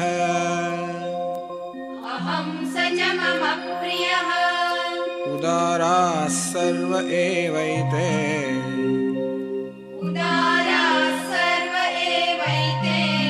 ज्ञानी त्वात्मैव मे मतम्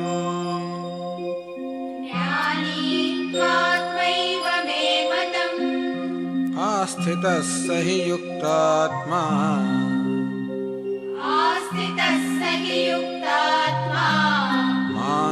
मामेवानुत्तमां गतिम्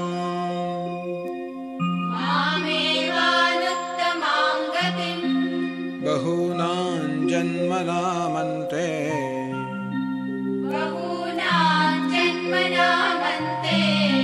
ज्ञानवान् मां प्रपद्यते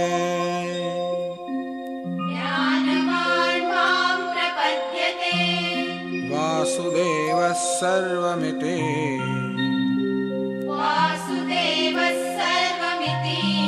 समहात्मा सुदुर्लभः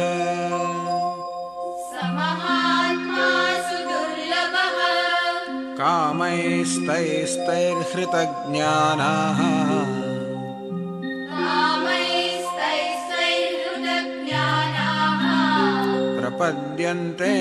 प्रपद्यन्तेऽन्यदेवताः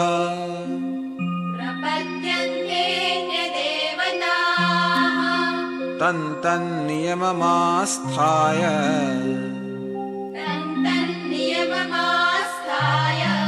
प्रकृत्या नियता स्वया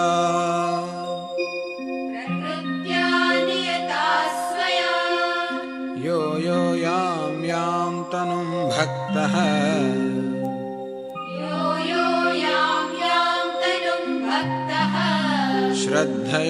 श्रद्धयार्चितुमिच्छति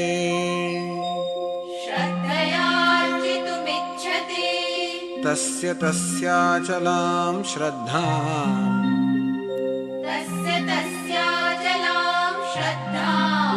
तामेव विदधाम्यहम्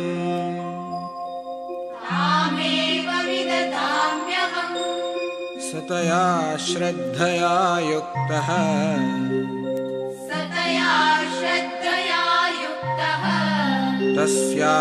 तस्याराधनमीहते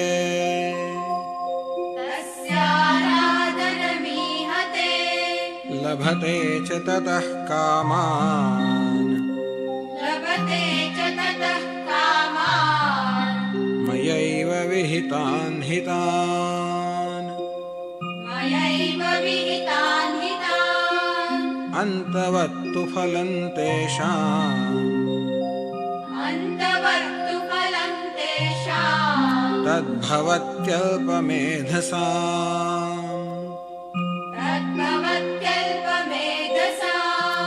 देवान् देवयजो यान्ति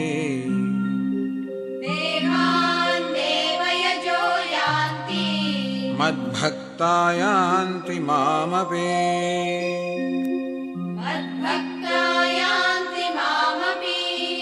अव्यक्तं व्यक्तिमापन्नम्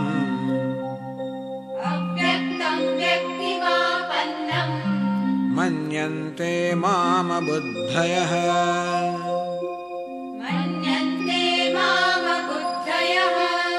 परं भावमजानन्तः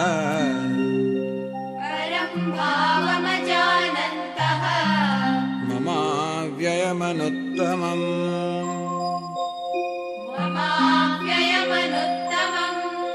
नाहं प्रकाशः सर्वस्य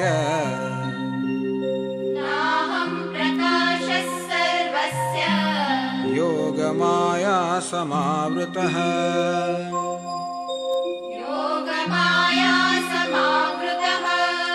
मूढो यन्नाभिजानाति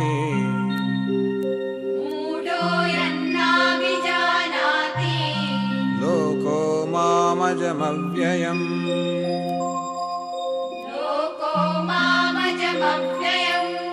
वेदाहं समतीतानि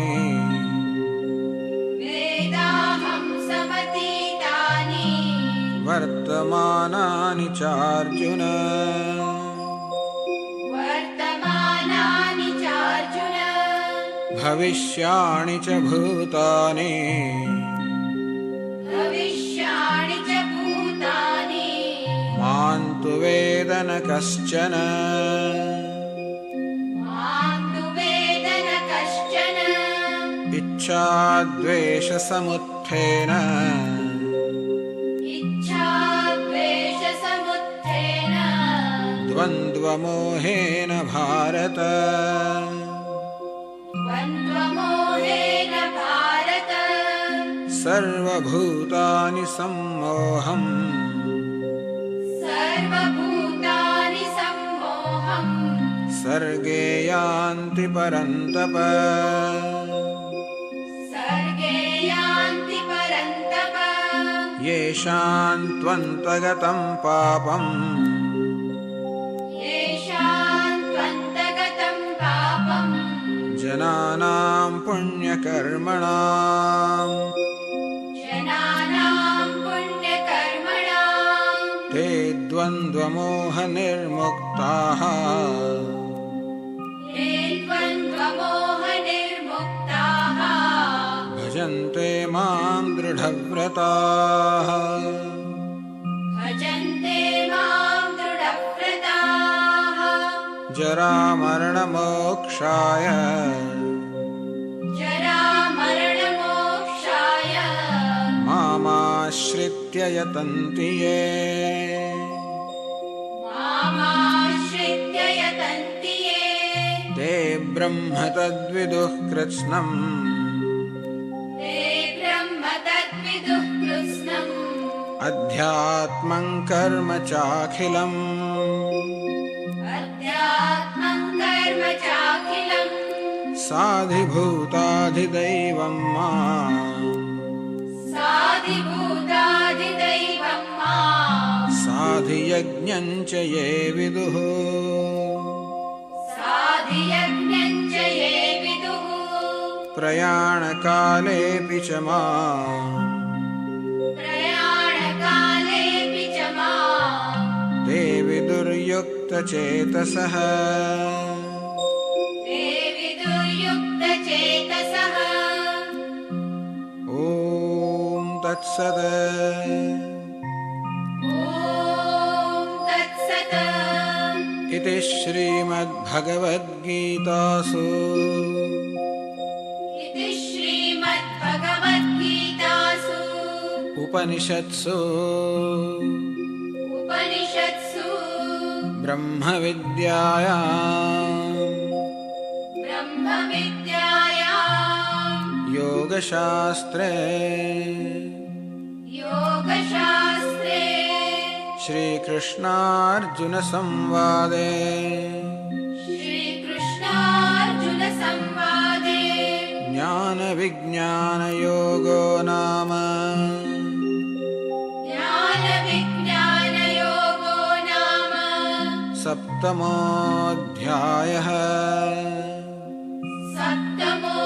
सप्तमोऽध्यायः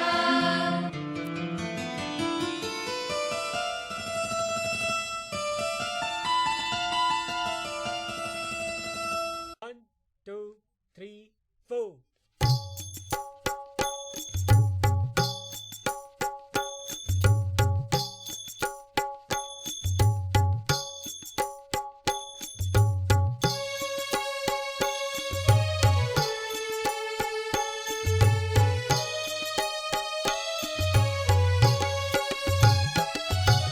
सद्गुरु ब्रह्म सनातन है सद्गुरु ब्रह्म सनातन है सद्गुरु ब्रह्म सनातन है सद्गुरु ब्रह्म सनातन है परम दया घन पावन है परम दया घन पावन है परम दया घन पावन है परम दया घन पावन है सद्गुरु ब्रह्म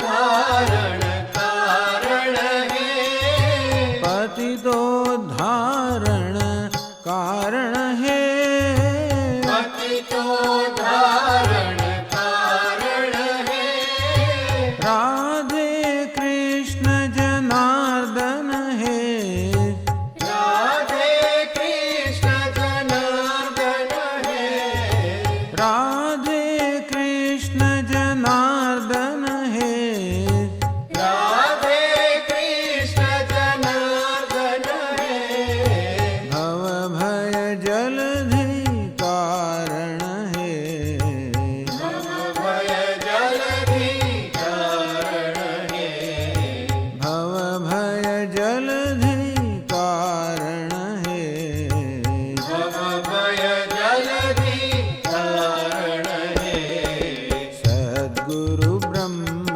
सनातन है सद्गुरु ब्रह्म सनातन है परम दया घन पावन है परम दया घन पावन है सद्गुरु ब्रह्म सनातन है सद्गुरु ब्रह्म सनातन है परम दया घन पावन है परम दया घन पावन है जन्मज दुख विनाशन है जन्मज दुख विनाशन है पतितो धारण कारण है पतितो धारण कारण है राधे कृष्ण जनार्दन है राधे कृष्ण जनार्दन है भव भय जलधि कारण है भव भय जलधि कारण है सद्गुरु ब्रह्म सनातन है सद्गुरु ब्रह्म सनातन है परम दया घन पावन है परम दया घन पावन है सद्गुरु ब्रह्म सनातन है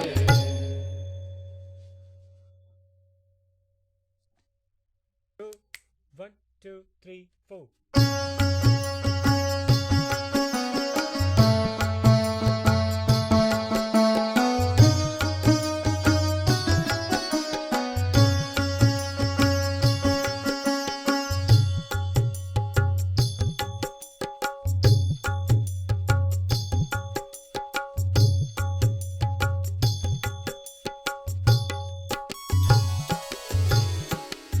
श्री गुरु चरण कमल मकरंद श्री गुरु चरण कमल मकरंद श्री गुरु चरण कमल मकरंद श्री गुरु चरण कमल मकरंद ब्रह्मानंद गोविंद मुकुंद ब्रह्मानंद गोविंद मुकुंद ब्रह्मानंद गोविंद मुकुंद ब्रह्मानंद गोविंद मुकुंद सद्गुरु चरण कमल मकरंद सद्गुरु चरण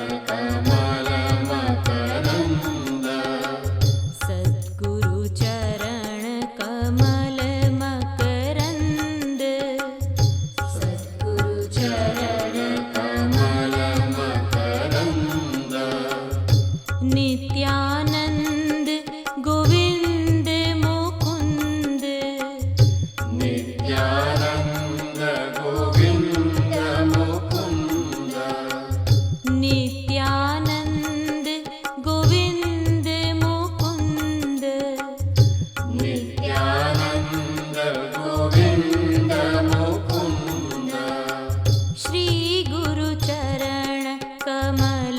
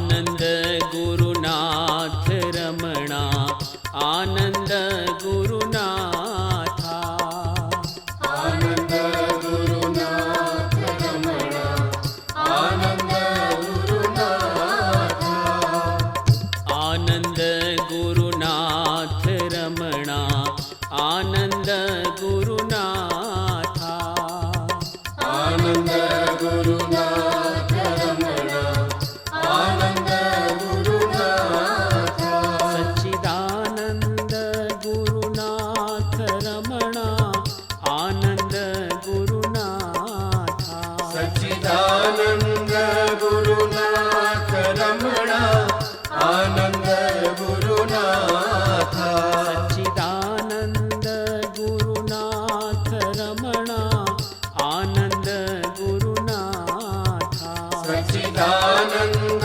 गुरुनाथ रमणा आनंद गुरुनाथा आनंद गुरुनाथ रमणा आनंद गुरुनाथा आनंद गुरुनाथ रमणा आनंद गुरुनाथा परमानंद गुरुनाथ रमणा आनंद गुरुनाथा परमानंद गुरुनाथ रमणा आनंद गुरुनाथा परमानंद गुरुनाथ रमणा आनंद गुरुनाथा परमानंद गुरुनाथ रमणा आनंद गुरुनाथा सच्चिदानंद परमानंद